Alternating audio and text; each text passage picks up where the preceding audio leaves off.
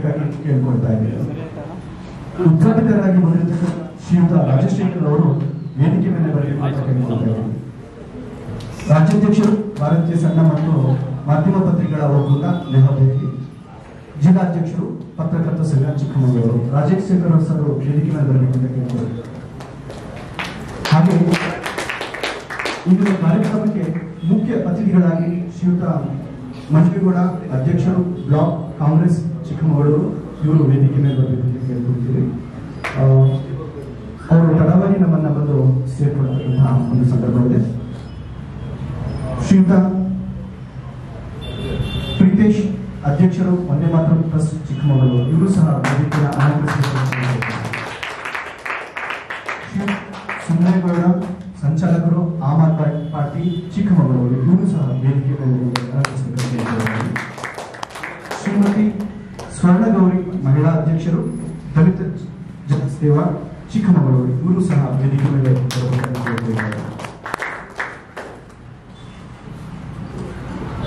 ಯಾವುದೇ ಕಾರ್ಯಕ್ರಮ ನಿರ್ವಿಘ್ನವಾಗಿ ನೆರವೇರಲು ಆ ಭಗವಂತನ ಆಶೀರ್ವಾದ ಇರಬೇಕು. ಹಾಗಾಗಿ ನಾವು ಪ್ರಾರ್ಥನೆಯ ಮೂಲಕ ಈ ಕಾರ್ಯಕ್ರಮವನ್ನ ಶುರು ಮಾಡೋಣ. ಕೆ ಕೃಷ್ಣೇಗೌಡರು ನಿವೃತ್ತ ಪೊಲೀಸ್ ಅಧಿಕಾರಿ ಅವರು ನಿಮ್ಮ ಮುಂದೆ ಪ್ರಾರ್ಥನೆ ಗೀತೆ ಆಡಲಿದ್ದಾರೆ.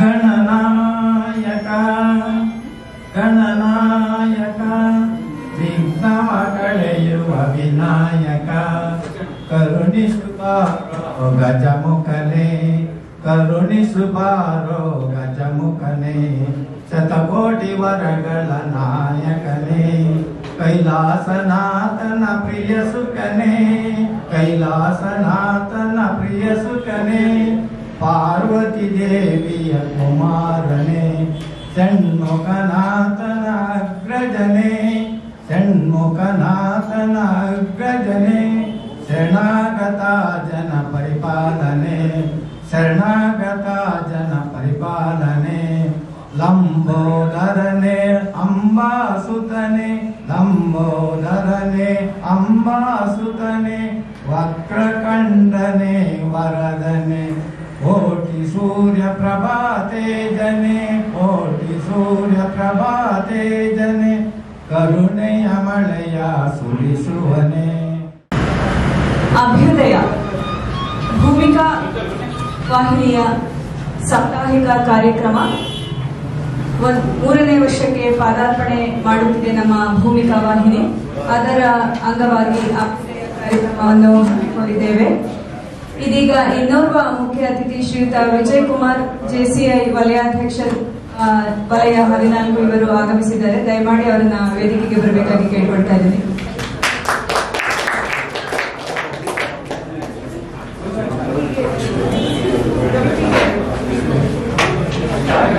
ವೇದಿಕೆಯಲ್ಲಿರುವ ಶ್ರೀಯುತ ರಾಜಶೇಖರ್ ರಾಜ್ಯಾಧ್ಯಕ್ಷರು ಭಾರತೀಯ ಸಣ್ಣ ಮತ್ತು ಮಧ್ಯಮ ಪತ್ರಿಕೆಗಳ ಒಕ್ಕೂಟ ನವದೆಹಲಿ, ಜಿಲ್ಲಾಧ್ಯಕ್ಷರು ಪತ್ರಕರ್ತರ ಸಂಘ ಚಿಕ್ಕಮಗಳೂರು ಈ ದಿನದ ಕಾರ್ಯಕ್ರಮದ ಅಧ್ಯಕ್ಷತೆಯನ್ನು ವಹಿಸಿಕೊಂಡಿದ್ದಾರೆ ಹಾಗೂ ಇಂದಿನ ಕಾರ್ಯಕ್ರಮದ ಉದ್ಘಾಟಕರಾಗಿ ಸಹ ಆಗಮಿಸಿದ್ದಾರೆ. ಇವರಿಗೆ ನಮ್ಮ ನಿಮ್ಮೆಲ್ಲರ ಪರವಾಗಿ ಹೃತ್ಪೂರ್ವಕ ಸುಸ್ವಾಗತ. ಶ್ರೀಯುತ ವಿಜಯ್ ಕುಮಾರ್ ವಲಯಾಧ್ಯಕ್ಷರು ಝೋನ್ 14 ಜೆಸಿಐ ಭಾರತ ಇವರು ಇಂದಿನ ಕಾರ್ಯಕ್ರಮಕ್ಕೆ ಮತ್ತೊಬ್ಬ ಮುಖ್ಯ ಅತಿಥಿಯಾಗಿ ಆಗಮಿಸಿದ್ದಾರೆ. ಇವರಿಗೂ ಕೂಡ ನಮ್ಮ ನಿಮ್ಮೆಲ್ಲರ ಪರವಾಗಿ ತುಂಬ ಹೃದಯದ ಸ್ವಾಗತ. ಶ್ರೀಯುತ ಡಾಕ್ಟರ್ ಸುಂದರೇಗೌಡ ಸಂಚಾಲಕರು ಆಮ್ ಆದ್ಮಿ ಪಾರ್ಟಿ ಚಿಕ್ಕಮಗಳೂರು ಇಂದಿನ ಇನ್ನೋರ್ವ ಮುಖ್ಯ ಅತಿಥಿ, ನಮ್ಮ ಕಾರ್ಯಕ್ರಮದ ಮುಖ್ಯ ಅತಿಥಿ. ಇವರಿಗೂ ಸಹ ನಮ್ಮ ನಿಮ್ಮೆಲ್ಲರ ಪರವಾಗಿ ಹೃದಯಪೂರ್ವಕ ಸುಸ್ವಾಗತ. ಶ್ರೀಯುತ ಪ್ರೀತೇಶ್ ಅಧ್ಯಕ್ಷರು ಮಾತರಂ ಟ್ರಸ್ಟ್ ಇವರು ಇಂದಿನ ನಮ್ಮ ಕಾರ್ಯಕ್ರಮದ ಇನ್ನೋರ್ವ ಮುಖ್ಯ ಅತಿಥಿ. ಅವರಿಗೂ ಕೂಡ ನಮ್ಮ ನಿಮ್ಮೆಲ್ಲರ ಪರವಾಗಿ ತುಂಬ ಹೃದಯದ ಸುಸ್ವಾಗತ. ಶ್ರೀಮತಿ ಸ್ವರ್ಣಗೌರಿ ವಕೀಲರು ಹಾಗೂ ಮಹಿಳಾ ಅಧ್ಯಕ್ಷರು ದಲಿತ ಜನಸೇನಾ ಚಿಕ್ಕಮಗಳೂರು ಇವರು ಇಂದು ನಮ್ಮ ಕಾರ್ಯಕ್ರಮಕ್ಕೆ ಮುಖ್ಯ ಅತಿಥಿಯಾಗಿ ಆಗಮಿಸಿದ್ದಾರೆ. ಇವರಿಗೂ ಕೂಡ ನಮ್ಮ ನಿಮ್ಮೆಲ್ಲರ ಪರವಾಗಿ ತುಂಬ ಹೃದಯದ ಸುಸ್ವಾಗತ. ಶ್ರೀಯುತ ಅನಿಲ್ ಆನಂದ್ ಸಂಸ್ಥಾಪಕರು ಭೂಮಿಕಾ ಟಿವಿ ಇವರು ವೇದಿಕೆಗೆ ಬರಬೇಕಾಗಿ ಕೇಳಿಕೊಳ್ತೇನೆ. ಎಷ್ಟು ಮುಖ್ಯ ಅನ್ನೋದು ಅವರು ಮನಗಂಡಿದ್ದಾರೆ. ಹಾಗಾಗಿ 2017ರಿಂದ ಇಲ್ಲಿಯವರೆಗೆ ರಕ್ತದಾನ ಶಿಬಿರವನ್ನು ಏರ್ಪಡಿಸೋದು, ರಕ್ತವನ್ನು ದಾನ ಕೊಡ್ತಕ್ಕಂಥದ್ದು, ಈ ರೀತಿಯಾದ ಸಮಾಜಮುಖಿ ಕಾರ್ಯವನ್ನು ಸಹ ಮಾಡ್ತಾ ಇದ್ದಾರೆ. ಹಾಗೆ ಇದು ಸಮಾಜದ ಕಳಕಳಿಯೂ ಸಹ ಹೌದು. ಇವತ್ತಿನ ದಿನಮಾನದಲ್ಲಿ ಮಾಧ್ಯಮಗಳು, ಪತ್ರಿಕೆಗಳು ಅವರವರದೇ ತರಹದ ಒಂದು ವಿವಿಧ ರೀತಿಯಾದ ಕಾರ್ಯಶೈಲಿಗಳನ್ನು ಹೊಂದಿದ್ದಾರೆ. ಹಾಗೆ ಭೂಮಿಕಾ ಚಂದ್ರ ಸಂಸ್ಥಾಪಕರಾದಂತಹ ಅನಿಲ್ ಸರ್ ಅವರು ಇದು ಜನಸ್ನೇಹಿ ಮತ್ತು ಜನರಿಗೆ ಉಪಯೋಗ ಆಗತಕ್ಕಂಥ ಒಂದು ಕಾರ್ಯಕ್ರಮವಾಗಿ ಆಗಬೇಕು ಅನ್ನತಕ್ಕಂಥದ್ದು ಅವರ ಇಚ್ಛೆ. ಸೊ ಅವರ ಇಚ್ಛೆ ಇದು ನಡ್ಕೊಂಡು ಬಂದಿದೆ, ಮುಂದೆಯೂ ಸಹ ಹೀಗೆ ನಡೀತಾ ಬಂದಿರತಕ್ಕಂಥದ್ದು ನಮ್ಮೆಲ್ಲರ ಆಶಯ. ಈಗ ಈ ಕಾರ್ಯಕ್ರಮವನ್ನು ಉದ್ಘಾಟಿಸತಕ್ಕಂಥ ಸಮಯ.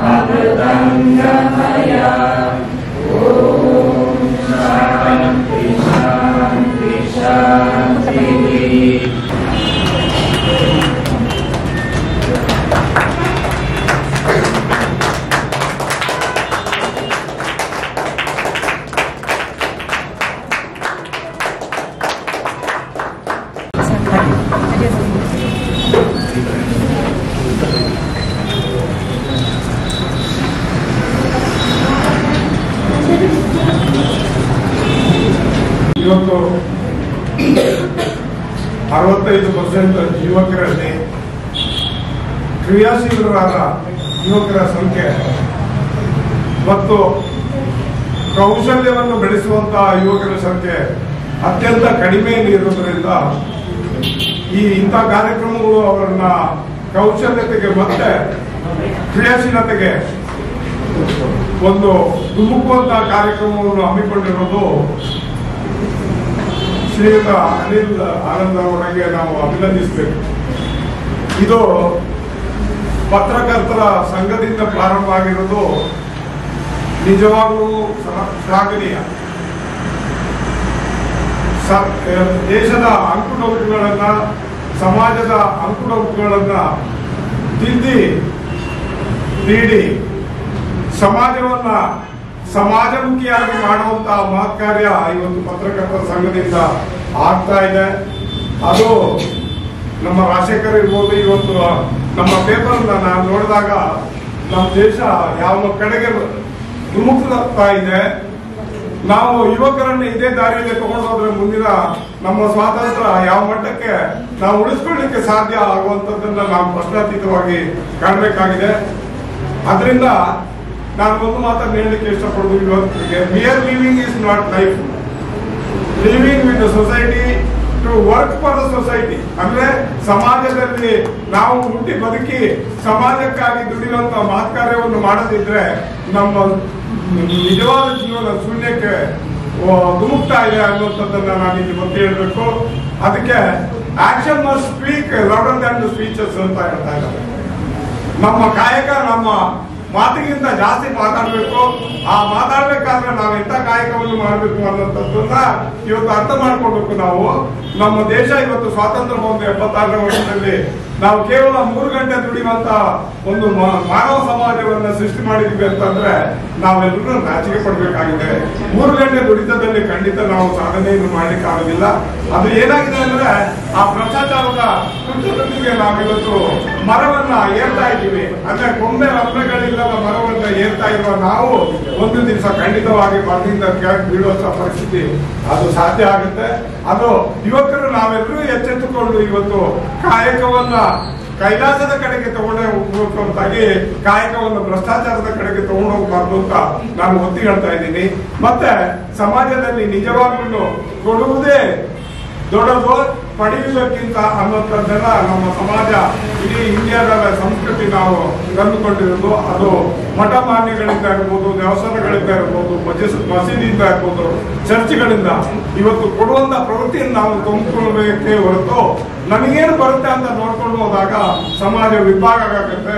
ಆ ವಿಭಾಗ ಆಗದಾಗೆ ನೋಡ್ಕೊಳ್ಳೋದು ಪ್ರತಿಯೊಬ್ಬ ಯುವಕರ ಇವತ್ತು ಕರ್ತವ್ಯ ಆಗಬೇಕು ಅಂತ ನಾನು ಇಲ್ಲಿ ಒತ್ತಿ ಹೇಳ್ತಾ ಇದ್ದೀನಿ.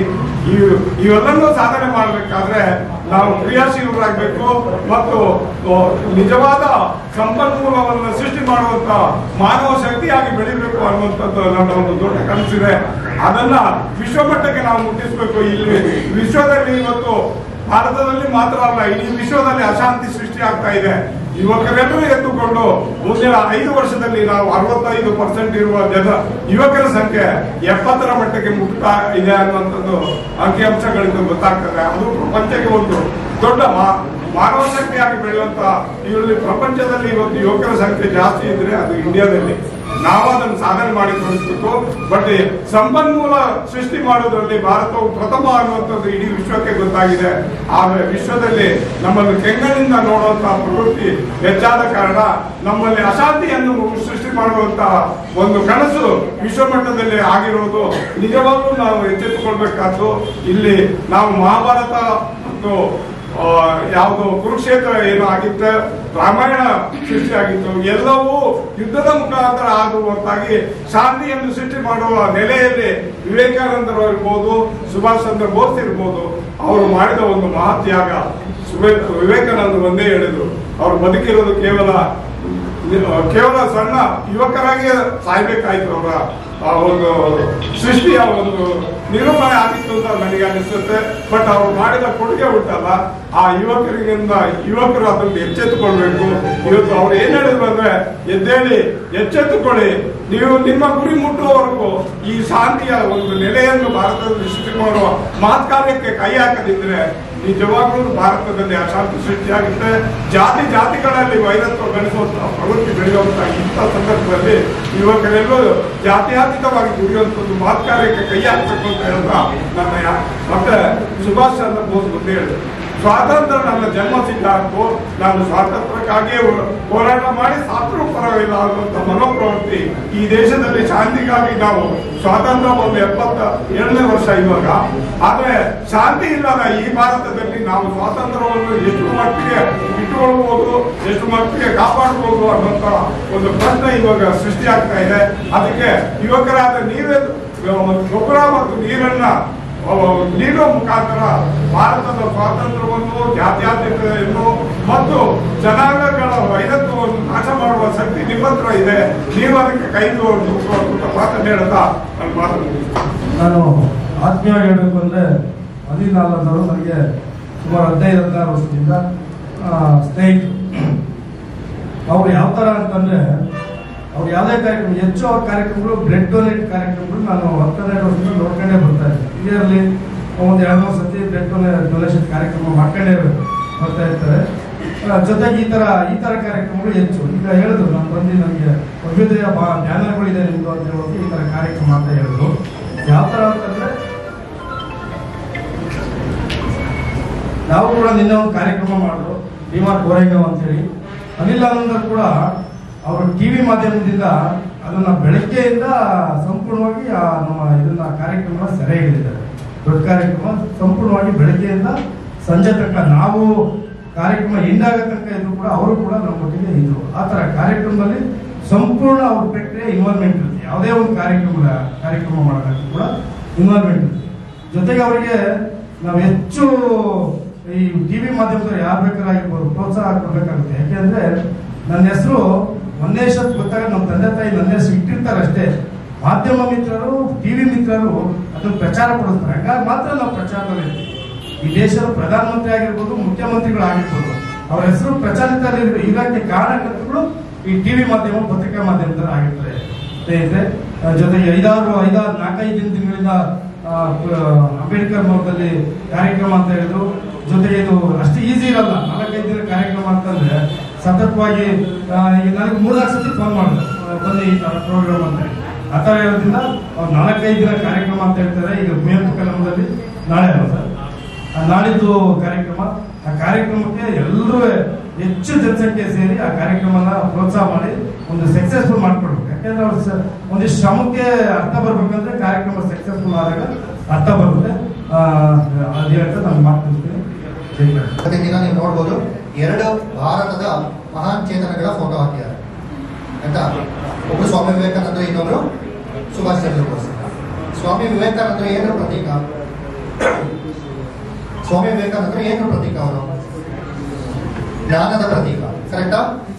ಸ್ವಾಮಿ ವಿವೇಕಾನಂದ ಅಂದ್ರೆ ಜ್ಞಾನದ ಪ್ರತೀಕ. ಪಕ್ಕದಲ್ಲಿರುವ ಸುಭಾಷ್ ಚಂದ್ರ ಬೋಸ್ ಏನು ಪ್ರತೀಕ? ಶೌರ್ಯದ ಪ್ರತೀಕ.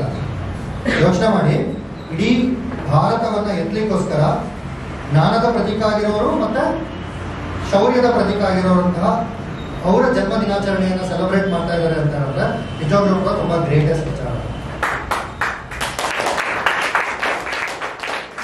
ಮತ್ತೆ ಇನ್ನೊಂದು ವಿಶೇಷ ಏನು ಗೊತ್ತಾ, ಸುಭಾಷ್ ಚಂದ್ರ ಬೋಸ್ ಯಾರು ಅಂತ ಹೇಳಿದ್ರೆ ಅವರು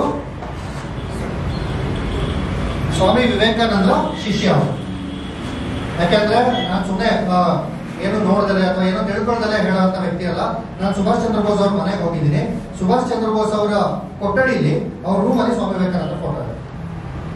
ಸ್ವಾಮಿ ವಿವೇಕಾನಂದರ ಹಲವಾರು ಜನ, ಸಾವಿರಾರು ಜನ, ಲಕ್ಷಾಂತರ ಜನ ಶಿಷ್ಯಂದ್ರಲ್ಲಿ ಅವರು ಕೂಡ ಹೋಗ್ತಾರೆ. ಅಂದ್ರೆ ಸ್ವಾಮಿ ವಿವೇಕಾನಂದ ಇರ್ಬೋದು, ಸುಭಾಷ್ ಚಂದ್ರ ಬೋಸ್ ಇರ್ಬೋದು, ಅಥವಾ ಆತರ ಯಾರ್ಯಾರು ಮಹಾತ್ಮರಿದಾರೋ ಅವ್ರನ್ನ ಆದರ್ಶವಾಗಿ ಇಟ್ಕೊಂಡು ಮಾಡುವಂತಹ ಯಾವುದೇ ಕಾರ್ಯಗಳಿರ್ಬೋದು, ಅಥವಾ ನೀವೆಲ್ಲರೂ ಕೂಡ ಅವ್ರ ರೋಲ್ ಮಾಡೆಲ್ಸ್ ಅಂತ ಕನ್ಸಿಡರ್ ಮಾಡಿದ್ರೆ 100% ಹೇಳ್ತೀನಿ, ನಿಮ್ಮ ಜೀವನದಲ್ಲಿ ಆ ದಾರಿಯಲ್ಲಿ ಕರೆಕ್ಟಾಗಿ ನಡ್ಕೊಂಡು ಹೋಗ್ತಿದ್ದ ಅಂದ್ರೆ ಗ್ಯಾರಂಟಿ ಆ ಗುರಿಯನ್ನು ತಲುಪ್ತೀರ.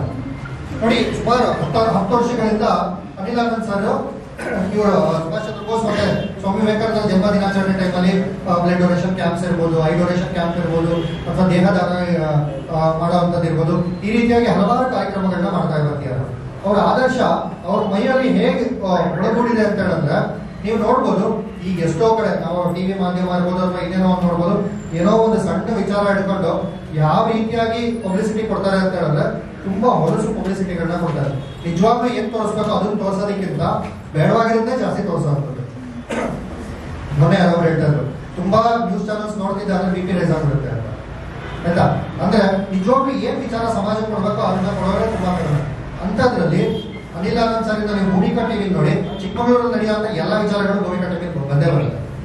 ಮತ್ತೆ ಅವ್ರ ಭೂಮಿಕಾ ಟಿವಿ ಯಾಕೆ ಸ್ಟಾರ್ಟ್ ಮಾಡಿದ್ರು ಅಂತ ಕೇಳಿದ್ರೆ ತಲೆ ಕೆಡಿಸ್ತಾರೆ. ಭೂಮಿಕಾ ಟಿವಿನ ಅವ್ರಿಗೋಸ್ಕರ ಸ್ಟಾರ್ಟ್ ಮಾಡಿದ್ದಲ್ಲ, ಅವ್ರ ಪಬ್ಲಿಸಿಟಿಗೋಸ್ಕರ ಸ್ಟಾರ್ಟ್ ಮಾಡಿದ್ದಲ್ಲ, ಅವ್ರ ಜೊತೆಲಿರುವಂತ ಹುಡುಗರುಗಳಿಗೆ ಏನಾರೋ ಒಂದು ದಾರಿ ಕೊಡಿಸ್ಬೇಕನ್ನೋದಕ್ಕೋಸ್ಕರ ಸ್ಟಾರ್ಟ್ ಮಾಡಿದ್ರು. ತುಂಬಾ ಪರಿಚಯ ಇದ್ದಾರೆ. ಅವ್ರು ಬೇರೆ ಇನ್ನೊಂದು ಮಾಧ್ಯಮದಲ್ಲಿ ಕೆಲಸ ಮಾಡ್ತಿದ್ದಂತ ಹುಡುಗನಿಗೆ ಅವ್ರ ಲೈಫ್ ಸೆಟ್ಲ್ ಆಗಿ ಇರೋದಕ್ಕೋಸ್ಕರ ಭೂಮಿಕಾ ಟಿವಿಯನ್ನ ಸ್ಟಾರ್ಟ್ ಮಾಡಿದ್ದು. ಇವತ್ತಿನ ದಿನ 3 ವರ್ಷ ಯಶಸ್ವಿಯಾಗಿ ಅಭ್ಯುದಯ ಅಂತ ಹೇಳಿದ್ರೆ ರೈಸಿಂಗ್ ಅಂತ ದಿನನೂ ಕೂಡ ಬೆಳೀತಾ ಇದೆ, ದಿನನೂ ಕೂಡ ಗ್ರೋ ಆಗ್ತಾ ಇದೆ. ಇನ್ನೊಂದು ಅಭ್ಯುದಯ ಅಂತ ಹೇಳಿದ್ರೆ ಪ್ರಾಸ್ಪರಿಟಿ ಅಂದ್ರೆ ಸಮೃದ್ಧಿಯಾಗೂ ಕೂಡ ಇದ್ದಾರೆ. ಸಮೃದ್ಧಿ ಯಾವ ರೀತಿಯಾಗಿದ್ದಾರೆ ಅಂತ ಹೇಳಿದ್ರೆ ಆರ್ಥಿಕವಾಗಲ್ಲ. ಯಾಕಂದ್ರೆ ಅವ್ರು ಯಾರೋ ಬೇರೆ ಪೊಲಿಟಿಷಿಯನ್ಸ್ ತರ ಅಥವಾ ಬೇರೆ ಯಾರೋ ಕೆಲವು ಎಲ್ಲ ಮಾಧ್ಯಮಗಳಂತಲ್ಲ, ಕೆಲವು ಮಾಧ್ಯಮದವ್ರ ತರ ನೀವು ದುಡ್ಡು ಕೊಟ್ರೆ ನಿಮ್ ವಿಚಾರ ಹಾಕಲ್ಲ ಅಂತ ಆತರ ಮಾಡ್ತಾ ಇರಲ್ಲ. ಅವ್ರ ಪ್ರಾಸ್ಪರಿಟಿ ಹೆಂಗಿದೆ ಅಂತ ಹೇಳಿದ್ರೆ ಅವ್ರ ಜೊತೆಲಿ ಇರೋಂಥ ಟೀಮ್, ಎಷ್ಟೋ ಜನ ಇಲ್ಲಿರೋಂಥ ಹುಡುಗರುಗಳು ಎಲ್ಲರೂ ಕೂಡ ಅವ್ರ ಜೊತೆ ಏನ್ ಕೆಲಸ ಮಾಡ್ತಾರೋ ಅವ್ರು ಯಾರು ಕೂಡ ಸ್ಯಾಲರಿ ಕೆಲಸ ಮಾಡ್ತಾ ಇರೋರಲ್ಲ, ಸೇವೆಗೋಸ್ಕರ ಕೆಲಸ ಮಾಡ್ತಾ ಇರೋರು.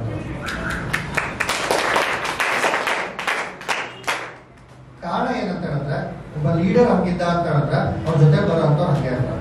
ನೋಡಿ, ಹೊನ್ನೇಶ್ ಅವ್ರು ಬಂದಿದ್ದಾರೆ, ನನಗೆ ತುಂಬಾ ದೊಡ್ಡ ಕಾರ್ಯಕ್ರಮ ಮಾಡಿದ್ದಾರೆ. ಎಷ್ಟು ಕಮ್ಮಿ ರಾತ್ರಿ ಒಂದು 11 ಗಂಟೆ 12 ಗಂಟೆ ಆಗಿರ್ಬೋದು ಅವ್ರು ಮನೆಗೆ ಹೋಗಿ ಮುಗಿಸ್ಕೊಂಡು ಮತ್ತೆ ಬೆಳಗ್ಗೆ ಕಾರ್ಯಕ್ರಮ ಬಂದಿದ್ದಾರೆ. ಅಂದ್ರೆ ಒಬ್ಬ ಲೀಡರ್ ಕರೆಕ್ಟ್ ಆಗಿದ್ದ ಅಂತ ಹೇಳಿದ್ರೆ ನಿಜವಾಗ್ಲೂ ಕೂಡ ಏನ್ ಬೇಕಾದ್ರೂ ಅಚೀವ್ಮೆಂಟ್ ಮಾಡ್ಬೋದು. ವಿವೇಕಾನಂದರನ್ನ ಎಷ್ಟು ಜನ ಫಾಲೋ ಮಾಡ್ತಾ ಇದ್ರು ಗೊತ್ತಾ? ಅಂಬೇಡ್ಕರ್ ಇರ್ಬೋದು, ಮಹಾತ್ಮ ಗಾಂಧಿ ಇರ್ಬೋದು, ಇತ್ತೀಚೆಗೆ ನೀವೆಲ್ಲರೂ ಕೇಳಿರ್ಬೋದು ಅಣ್ಣಾ ಹಜಾರೆ ಅಂತ ಕೇಳಿದಿರಲ್ವಾ? ಆಯ್ತಾ, ಒಂದು ದೊಡ್ಡ ರೆವಲ್ಯೂಷನ್ ಆಯ್ತು ಇಡೀ ಭಾರತದಲ್ಲಿ. ಜನ್ ಲೋಕಪಾಲ್ಗೋಸ್ಕರ ಒಂದು ದೊಡ್ಡ ರೆವಲ್ಯೂಷನ್ ಆಯ್ತು. ಯಾಕಂದ್ರೆ ಆಮ್ ಆದ್ಮಿ ರೆಪ್ರೆಸೆಂಟ್ ಮಾಡಂತ ಸರ್ ಇದೆ ನಮ್ಮ ಜೊತೆ. ಈ ಇಡೀ ಅಣ್ಣಾ ಹಜಾರೆ ಅನ್ನೋರಿಗೆ ಮಾರ್ಗದರ್ಶನ ಯಾರು ಮಾಡಿದ್ದು ಅಂತ ಹೇಳಿದ್ರೆ ಡೈರೆಕ್ಟ್ ಆಗಲ್ಲ, ಇಂಡೈರೆಕ್ಟ್ ಆಗಿ ಯಾರು ಮಾರ್ಗದರ್ಶನ ಮಾಡಿದ್ದಾರೆ? ಸ್ವಾಮಿ ವಿವೇಕಾನಂದ. ಪ್ರಾಣ ಬಿಡಬೇಕು ಅಂತ ರೈಲ್ವೆ ಸ್ಟೇಷನ್ ಅಲ್ಲಿ ಕೂತಾಗ ಜಸ್ಟ್ ₹2 ಪುಸ್ತಕ ತಗೊಂಡು ಟ್ರೈನ್ ಬರೋದು ಲೇಟ್ ಆಗುತ್ತೆ ಆಯ್ತಾ. ಅಂದ್ರೆ ಅರ್ಧ ಗಂಟೆನ 1 ಗಂಟೆ ಟ್ರೈನ್ ಬರೋದು ಲೇಟ್ ಆಗುತ್ತೆ. ಅವ್ರು ಸಾಯೋದಕ್ಕೆ ಅಂತ ಹೋಗಿರೋದು ರೈಲ್ವೆ ಸ್ಟೇಷನ್ಗೆ. ಇನ್ನ ಸಾಯೋದಕ್ಕೆ ಹೆಂಗಾರು ಒಂದು ಅರ್ಧ ಗಂಟೆ 1 ಗಂಟೆ ಲೇಟ್ ಟೈಮ್ ಇದೆಯಲ್ಲ, ಅಷ್ಟರೊಳಗೆ ಏನಾದ್ರು ಮಾಡೋಣ ಅಂತ ಹೇಳ್ಬಿಟ್ಟು ಅಲ್ಲಿ ಹೋದಾಗ ಅದೊಂದು ವಿವೇಕಾನಂದ ಪುಟ್ಟದೊಂದು ಪುಸ್ತಕ ಸಿಗುತ್ತೆ. ಮೇ ಬಿ ಒಂದು ₹2 ಇರ್ಬೋದು. ಆ ₹2 ಪುಸ್ತಕ ಇಟ್ಕೊಂಡು ಸಾಯೋದಕ್ಕಿಂತ ಮುಂಚೆ ಏನಾದ್ರು ಒಂಚೂರು ಜ್ಞಾನ ಪಡೆಯೋಣ ಅಂತ ಓದ್ತಾರೆ. ಆ ಪುಸ್ತಕ ಓದಿ ಮುಗಿಸಾಗ್ತಾರೆ ಇವ್ರು ಅನ್ಸುತ್ತೆ ಸುಮ್ಮನೆ ನಾನು ಯಾಕಪ್ಪ ಸಾಯ್ಬೇಕು, ಮಾಡ್ಬೇಕಾಗಿರೋ ತುಂಬಾ ದೊಡ್ಡ ಕೆಲಸ ಇದೆ, ಯಾವ್ದೋ ಒಂದು ಸಣ್ಣ ಪ್ರಾಬ್ಲಮ್ಗೋಸ್ಕರ ನಾನು ಸತ್ಬಿಟ್ರೆ ಮಾಡ್ಬೇಕಾಗಿರೋ ಕೆಲಸ ಯಾರು ಮಾಡ್ತಾರೆ ಅಂತ ಹೇಳಿ ಆ ಸಾಯ್ಬೇಕು ಅನ್ನೋ ಪ್ರಾಜೆಕ್ಟ್ ನ ತೆಗೆದಿರ್ತಾರೆ. ಇಡೀ ದೇಶನ ಒಂದ್ಸಲ ಬಡಿದೆಬ್ಬಿಸ್ತಾರೆ, ಇಡೀ ಯೂತ್ಸ್ ಎಲ್ಲರೂ ಕೂಡ ಒಂದ್ ಕಡೆ ನಿಂತ್ಕೊಳ್ತಾರೆ. ಕಾರಣ ಯಾರಂದ್ರೆ ಇಂಡೈರೆಕ್ಟ್ಲಿ ಒಂದು ಫೋರ್ಸ್ ರನ್ ಆಗ್ತಾ ಸ್ವಾಮಿ ವಿವೇಕಾನಂದ.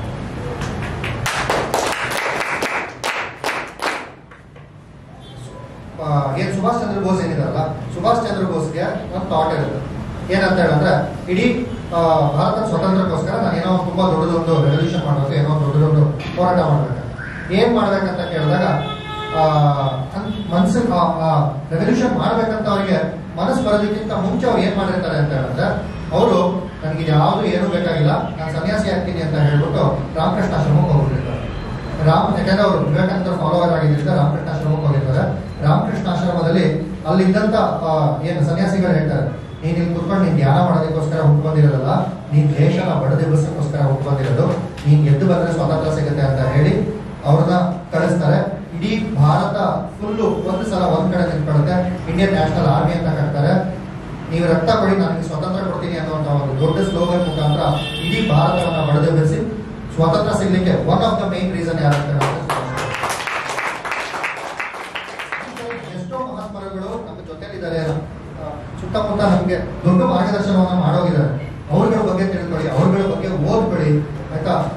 ನಿಜವಾಗ್ಲೂ ಕೂಡ ನಿಮ್ಮ ದಾರಿ ಪ್ರಾಪರ್ ದಾರಿ ಹೋಗುತ್ತೆ.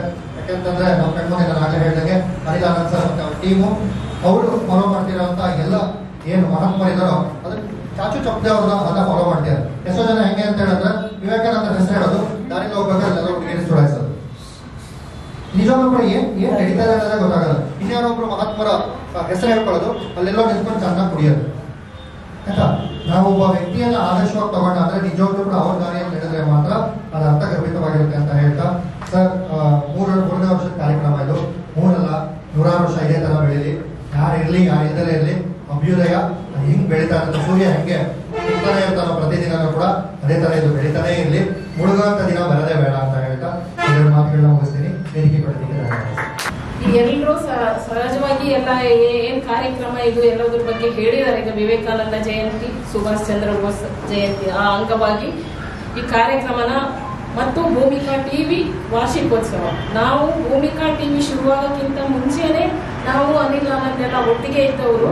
ಪ್ರೀತಿಸಲ್ಲಿ ಹೇಳ್ದಂಗೆ ಭೂಮಿಕಾ ಟಿವಿ ಶುರುವಾಗಿದ್ದೆ ಅವರು ಈ ತರ ಅಂದ್ರೆ ಬೇರೆಯವರ ಅಭ್ಯುದಯಕ್ಕೋಸ್ಕರ. ಹಂಗಾಗಿ ಈ ಅಭ್ಯುದಯದ ಯಾಕೆ ಹೆಸರಿಟ್ಟಿದ್ದಾರೆ ಅಂತಂದ್ರೆ, ಬೇರೆ ಎಲ್ಲಾ ಕ್ಷೇತ್ರದಲ್ಲಿರುವಂತಹ ಮಕ್ಕಳು ಸಾಧಕರನ್ನ ಗುರುತಿಸಿ ಅವರನ್ನ ಮುಂದಿನ ಹಂತಕ್ಕೆ ಜಿಲ್ಲಾ ಮಟ್ಟದಿಂದ ರಾಜ್ಯ ಮಟ್ಟಕ್ಕೆ ದೇಶ ಮಟ್ಟಕ್ಕೆ ಈ ತರ ತಲುಪಿಸಬೇಕು, ಕೊಡಬೇಕು, ನಾನೊಂದು ಕೊಡುಗೆ ಕೊಡಬೇಕು ಅನ್ನೋ ಉದ್ದೇಶಕ್ಕೆ ಈ ಕಾರ್ಯಕ್ರಮನ 3 ವರ್ಷದಿಂದ ಯಶಸ್ವಿಯಾಗಿ ಮಾಡ್ಕೊಂಡಿದ್ದಾರೆ. ಅವರಿಗೆ ಇನ್ನೂ ಹೆಚ್ಚಿನ ರೀತಿಯಲ್ಲಿ ಕಾರ್ಯಕ್ರಮವನ್ನ ಮಾಡುವಂತ ಶಕ್ತಿಯನ್ನ ಭಗವಂತ ಕೊಡ್ಲಿ ಅಂತ ಹಾರೈಸ್ತೇನೆ ಅವರಿಗೆ. ಹಾಗೂ 2 ವಿಷಯನ ಹೇಳಕ್ಕೆ ಇಷ್ಟಪಡ್ತೀನಿ. ಸುಭಾಷ್ ಚಂದ್ರ ಬೋಸ್ ಮತ್ತೆ ವಿವೇಕಾನಂದರ ಬಗ್ಗೆ ಸಾಕಷ್ಟು ಈಗ ಪ್ರೀತೇಶ್ ಸರ್ ಹೇಳಿದ್ರು. ಸುಭಾಷ್ ಚಂದ್ರ ಬೋಸ್ ಸ್ವಾಭಿಮಾನದ ಪ್ರತೀಕ ಮತ್ತು ಧೈರ್ಯದ ಪ್ರತೀಕ. ಹಾಗೆ ಸ್ವಾಮಿ ವಿವೇಕಾನಂದರ ಹಾದಿ ಯಾವ್ದಾಗಿತ್ತು ಅಂದ್ರೆ ಧರ್ಮ ಮತ್ತು ಕರ್ಮದ ಹಾದಿ. ಅದೇ ಈ ಧರ್ಮದ ಮತ್ತು ಕರ್ಮದ ಹಾದಿಯನ್ನ ನಮ್ಮ ಸಂವಿಧಾನದ ಶಿಲ್ಪಿ ಇವರು ಏನ್ ಅದರೊಳಗೆ ಹೇಳ್ತಾರೆ, ಧರ್ಮದ ಮುಖಾಂತರ ಏನ್ ಹೇಳ್ತಾರೆ ಅದನ್ನೇ ನಮ್ಮ ಅಂಬೇಡ್ಕರ್ ಸಾಹೇಬರು ಮಾಡಿರೋದು. ಅದೇ ತರ ಸಂವಿಧಾನದಲ್ಲಿ ಪ್ರತಿಯೊಬ್ಬರಿಗೂ ಅವಕಾಶ ಸಿಗಬೇಕು, ಎಲ್ಲರನ್ನೂ ಮುಂದೆ ತರಬೇಕು ಅನ್ನೋ ಎಲ್ಲದಕ್ಕೂ ಪಶು ಪ್ರಾಣಿ ಪಕ್ಷಿ ಎಲ್ಲವನ್ನೂ ಸೇರಿ ಎಲ್ಲವುದನ್ನು ದೇಶದಲ್ಲಿ ಗುರುಸಬೇಕು ಅನ್ನೋ ಪ್ರತಿಯೊಬ್ಬರೂ ಕೂಡ ಮಾತೃಭೂಮಿಗಾಗಿ ದುಡಿದಂತವರು. ಹಾಗಾಗಿ ಎಲ್ಲ ಮಕ್ಕಳು ನೀವು ಮನೆಗೆ ತಂದೆ ತಾಯಿಗಳನ್ನ ಮೊಬೈಲ್ ಇಸ್ಕೊಂಡು ನೋಡ್ತೀರಾ, ಅವ್ರ ಹತ್ರ ಏನೇನ್ ನೋಡ್ಬೇಕು ಅಂತ. ನೀವು ಆದಷ್ಟು ಮಹಾಪುರುಷರುಗಳ ಬಗ್ಗೆ ತಿಳ್ಕೊಳ್ಳಿ. ಆ ಪುಸ್ತಕಗಳನ್ನ ತಗೊಂಡು ಓದಿ. ಪುಸ್ತಕ ಓದಕ್ಕೆ ನಿಮಗೆ ಬೇಜಾರಾದಾಗ ಮೊಬೈಲ್ ಅಲ್ಲಿ ಏನ್ ನೋಡ್ತೀರಾ ಅದನ್ನ ನೀವು ಈ ತರ ಮಹಾಪುರುಷರ ಬಗ್ಗೆ ತಿಳ್ಕೊಳ್ಳೋದಕ್ಕೆ ಪ್ರಯತ್ನ ಪಡಿ.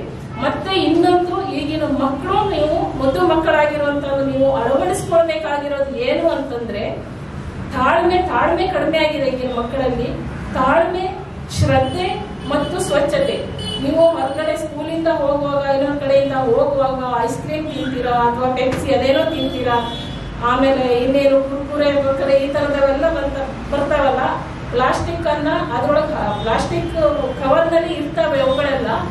ಅವನ್ನ ನೀವು ಎಲ್ಲಿ ಬಿಸಾಡಬೇಕು ಅನ್ನೋ ಪ್ರಜ್ಞೆ ಇರಲಿ, ಅದನ್ನ ಅಳವಡಿಸ್ಕೊಳ್ಳಿ. ಈ ತರ ಸ್ವಚ್ಛತೆಯನ್ನ, ಶ್ರದ್ಧೆಯನ್ನ, ಪ್ರಾಮಾಣಿಕತೆಯನ್ನ ಅಳವಡಿಸ್ಕೊಳ್ಳಿ.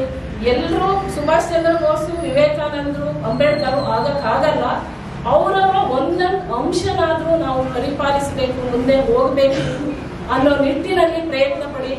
ಈಗ ಏನಂತಂದ್ರೆ, ಹಿಂದೆ ನಾವೆಲ್ಲ ಚಿಕ್ಕ ವಯಸ್ಸಿನಲ್ಲಿರುವಾಗ ಏನಂತಂದ್ರೆ, ನಾವು ಸಮಾಜಕ್ಕೆ, ದೇಶಕ್ಕೆ, ದೇಶ ಸಮಾಜ ನಮ್ಗೆ ಏನ್ ಕೊಡ್ತು ಅನ್ನೋದು ಮುಖ್ಯ ಅಲ್ಲ, ಸಮಾಜಕ್ಕೆ ನಾವು ಏನ್ ಕೊಡ್ತೀವಿ ಅನ್ನೋದು ಮುಖ್ಯ ಅನ್ನೋ ಒಂದು ಸ್ಲೋಗನ್ ಇತ್ತು. ಈಗ ಅದಲ್ಲ, ನನ್ನ ಪರಿಭಾಷೆಯಲ್ಲಿ ನಾನು ಹೇಳ್ತೀನಿ, ಅದನ್ನು ಸ್ವಲ್ಪ ಬದಲಾವಣೆ ಮಾಡಿ, ದೇಶಕ್ಕೆ ಸಮಾಜಕ್ಕೆ ಏನ್ ಕೊಡಕ್ಕಾಗದೆ ಹೋದ್ರೂ ಪರವಾಗಿಲ್ಲ, ಆದ್ರೆ ಜಾತಿ ಮತದ ವಿಷ ಬೀಜವನ್ನ ಬಿತ್ತದೇ ಇದ್ದಂಗೆ, ಅದನ್ನ ನೀವು ಬೆಳೆಸ್ಕೊಳ್ಳದೆ ಹೋದಂಗೆ ಮುಂದಕ್ಕೆ ನಡೆದಿ ಅಂತ ಹೇಳ್ತಾ, ಎಲ್ಲರಿಗೂ ಮತ್ತೊಮ್ಮೆ ನಮನಗಳನ್ನು ಹೇಳ್ತಾ ನನ್ನ ರಾತ್ರಿ ಎಷ್ಟೊತ್ತಿಗೆ 24 hours ಆನ್ ಆಗಿರುತ್ತೆ. ಸರ್ ನನ್ನ ಬ್ಲಡ್ ಬೇಕು, ಶಿವಮೊಗ್ಗದಲ್ಲಿ ಫೋನ್ ಮಾಡ್ತಾರೆ. ಎಲ್ಲ ಬಂದಾಗ ಅವನು ಜೀವ ಉಳಿಸ್ತಾರಲ್ಲ, ಅದು ಮುಖ್ಯ ನಮಗೆ. ಬೇರೆ ರಾಜಕಾರಣ ಬೇರೆ, ಅವ್ರ ಸಂಸ್ಥೆ ಕೆಲಸ ಮಾಡೋದ್ರ ಜೀವ ಉಳಿಯ ಕೆಲಸ ಮಾಡ್ತಾರಲ್ಲ, ಇದು ಅವ್ರನ್ನ ಕುಟುಂಬನ ಅವ್ರನ್ನ ಕಾಪಾಡುತ್ತೆ ಅಂತ ಹೇಳ್ಬೋದು. ಯಾಕೆಂದ್ರೆ ಅವ್ರನ್ನ ತುಂಬಾ ನಾನು ಅವ್ರು ನೋಡಿದೆ ಸಮಾಜ ಸೇವೆ. ಆ ಉದ್ದೇಶದಿಂದ ನಮಗೂ ಜಿಲ್ಲಾ ಪತ್ರಕರ್ತರ ಸಂಘಕ್ಕೆ ಬೇಕು ಅಂತ ಉದ್ದೇಶನು ತಾಲೂಕು ಪತ್ರಕರ್ತರ ಸಂಘದ ಅಧ್ಯಕ್ಷರ ಮನೆ ನೇಮಕ ಮಾಡಿದ್ವಿ. ಹಾಗಾಗಿ ನಮ್ದು ಅದನ್ನ ಅವ್ರ ಕೊಡುಗೆ ನಮಗೂ ಬಂದು ನಾವು ಸಾಮಾಜಿಕ ಕೆಲಸ ಮಾಡೋ ಉದ್ದೇಶಕ್ಕೋಸ್ಕರ ಮಾಡಿದ್ವಿ. ಹಾಗಾಗಿ ಮಕ್ಕಳಲ್ಲಿ ಬಹಳ ಬದಲಾವಣೆ ಆಗ್ಬೇಕು. ವಯಸ್ಸಾದ ತಕ್ಷಣ ತಂದೆ ತಾಯಿನ ಬೀದಿ ತಳ್ತಿದ್ದಾರೆ. ಅದಾದ ಮೇಲೆ ನೀನೇನು ಅಪ್ಪ ಏನ್ ಮಾಡಿ, ಹಿಂದೆ ನಮ್ಮ ತಂದೆಯವರು ಏನೋ ಮಾಡಿದಾಗ ನಮ್ಮೊಂದು ಕಮಿಟ್ಮೆಂಟ್ ಇತ್ತು, ನಮ್ಮ ಅಪ್ಪ ಏನೋ ಮಾಡಿದ್ದಾರೆ ಅಂತ. ಈಗ ಅರಿದಾನಂತರ ತಂದೆ ಕಮಿಟ್ಮೆಂಟ್ ಇದೆ. ಈಗಿನ ಮಕ್ಕಳಿಗೆ ನೀನು ಕರ್ತವ್ಯ ಮಾಡಿದ್ದೆ ಅಂತ ಮಕ್ಕಳ ಸ್ಟೇಜಿಗೆ ಬಂದ್ಬಿಟ್ಟಿದ್ದಾರೆ. ದಯವಿಟ್ಟು ಮಕ್ಕಳು ಅವ್ರು ಬದಲಾವಣೆ ಮಾಡ್ಕೊಳ್ಳಿ. ತಂದೆ ತಾಯಿ ಎಷ್ಟು ಕಷ್ಟಪಟ್ಟು ನಿಮ್ಗೆ ಬೆಳೆಸಿರ್ತಾರೆ, ಅದನ್ನ ನೀವು ಆ ಋಣ ಇಟ್ಕೊಂಡು ನೀವು ಒಂದು ಸಮಾಜಕ್ಕೆ ಒಳ್ಳೆ ಪ್ರಜೆಯಾಗಿ, ನಂತರ ನಿಮ್ಮ ತಂದೆ ತಾಯಿಗೂ ಹೆತ್ತದವ್ರಿಗಿಂತವ್ರ ಮಗ ಅಂತ ಹೇಳ್ಕೊಳಕ್ ಒಂದು ಕಾರಣಾಗಿ ಬೆಳಿಬೇಕು ಮಕ್ಕಳು. ನೀವು ಸಿನಿಮಾ ನೋಡ್ತಿರೋ ಅದು ಏನಾರ ಮಾಡಿ ಮನರಂಜನೆಗೆ, ಆದ್ರೆ ನಿಮ್ಮನ್ನು ಬುದ್ಧಿವಂತಿಕೆ ನೋಡಿ. ಹಂಗೆ ನೀವು ವಿವೇಕಾನಂದವ್ರನ್ನು ನೆಕ್ಸ್ಟ್ ನಾನು ಅನಿಲ್ ಅವ್ರಿಗೆ ಹೇಳಬೇಕು ಅಂತ ಮಾಡಿ, ಇದನ್ನು ಕೋಚರ್ಸ್ ಇಬ್ಬರದ್ದು ಕೋಚರ್ಸ್ ಮಾಡಿ ನೆಕ್ಸ್ಟ್ ಬಂದು ಮಕ್ಕಳಿಗೆ ಒಂದೊಂದು ಕೋಚರ್ ಕೊಡೋದು ಮಾಡಬೇಕು ಅಂತ. ಕನಿಷ್ಠ ಅವ್ರು ಬಂದಾಗ ವಿವೇಕಾನಂದ ಏನಂತ ಇಷ್ಟು ತಿಳ್ಕೊಳ್ಳಿ, ಸುಭಾಷ್ ಚಂದ್ರ ಬೋಸ್ ಏನಂತ ಅವ್ರು ಇಷ್ಟಿನ ಮಕ್ಕಳು, ಅವ್ರು ಬಂದ 10 ಮಕ್ಕಳು ಅವ್ರನ್ನ ಇನ್ನೊಂದು 10 ಮಕ್ಕಳಿಗೆ ಹೇಳ್ಬೋದು. ಅಟ್ಲೀಸ್ಟ್ ನಮ್ಮ ಸಮಾಜಕ್ಕೆ ಏನು ಅಂತ ಕೊಡಕ್ಕೆ ಒಂದು 100 ಮಕ್ಕಳಿಗೆ ಅಥವಾ ಒಂದು ಬ್ರೋಚರ್ಸ್ ಮಾಡಿ ಮುಂದಿನ ಯಾವ ಕಾರ್ಯಕ್ರಮ ಭಾಗವಹಿಸ್ತಾರೆ ಅವ್ರಿಗೆಲ್ಲರೂ ನಾವು ಬ್ರೋಚರ್ಸ್ ಕೊಡೋಕೆ ಮಾಡಬೇಕು ಅಂತೇಳಿ ನನ್ನ ಒಂದು ಕಳಕಳಿಯ ವಿನಂತಿ ಕೂಡ. ಯಾಕೆಂದ್ರೆ ಇದು ನಮ್ಮ ಸಮಾಜ ತುಂಬಾ ಮರಿತಾ ಇದೆ. ಬೇಡ ಅಂತ ಸಂಗ್ರಹ ಮಾಡ್ಕೊಂತಾರೆ, ಬೇಕಾದ ಯಾರು ಸಂಗ್ರಹ ಮಾಡ್ಕೊಳ್ತಾರೆ. ಇಂಥ ಪರಿಸ್ಥಿತಿ ನಾವು ಬಂದು ನಿಂತ್ಕೊಂಡಿದ್ವಿ. ಹಾಗಾಗಿ ನಮ್ಮ ಸಮಾಜ ಬದಲಾವಣೆ ಯುವ ಶಕ್ತಿ ನೀವೇನ್ ನಾನು ನೋಡಿದ್ರೆ ಲಾಸ್ಟ್ ಟೈಮ್ ಒಂದು ಕಾಂಪಿಟೇಷನ್ ಆಯ್ತು, ಎಷ್ಟು ಆಕ್ಟಿವ್ ಇದಾರೆ ಮಕ್ಕಳು ಅಂದ್ರೆ, ಆ ಡಿಬೇಟ್ ಅಲ್ಲಿ ಒಬ್ರು ಮುಸ್ಲಿಂ ಲೇಡಿ ಒಬ್ರು ಹೆಣ್ಮಗಳು ತುಂಬಾ ಚೆನ್ನಾಗಿ ಅದನ್ನ ಡಿಬೇಟ್ ಅಲ್ಲಿ ಭಾಗವಹಿಸಿದ್ರು.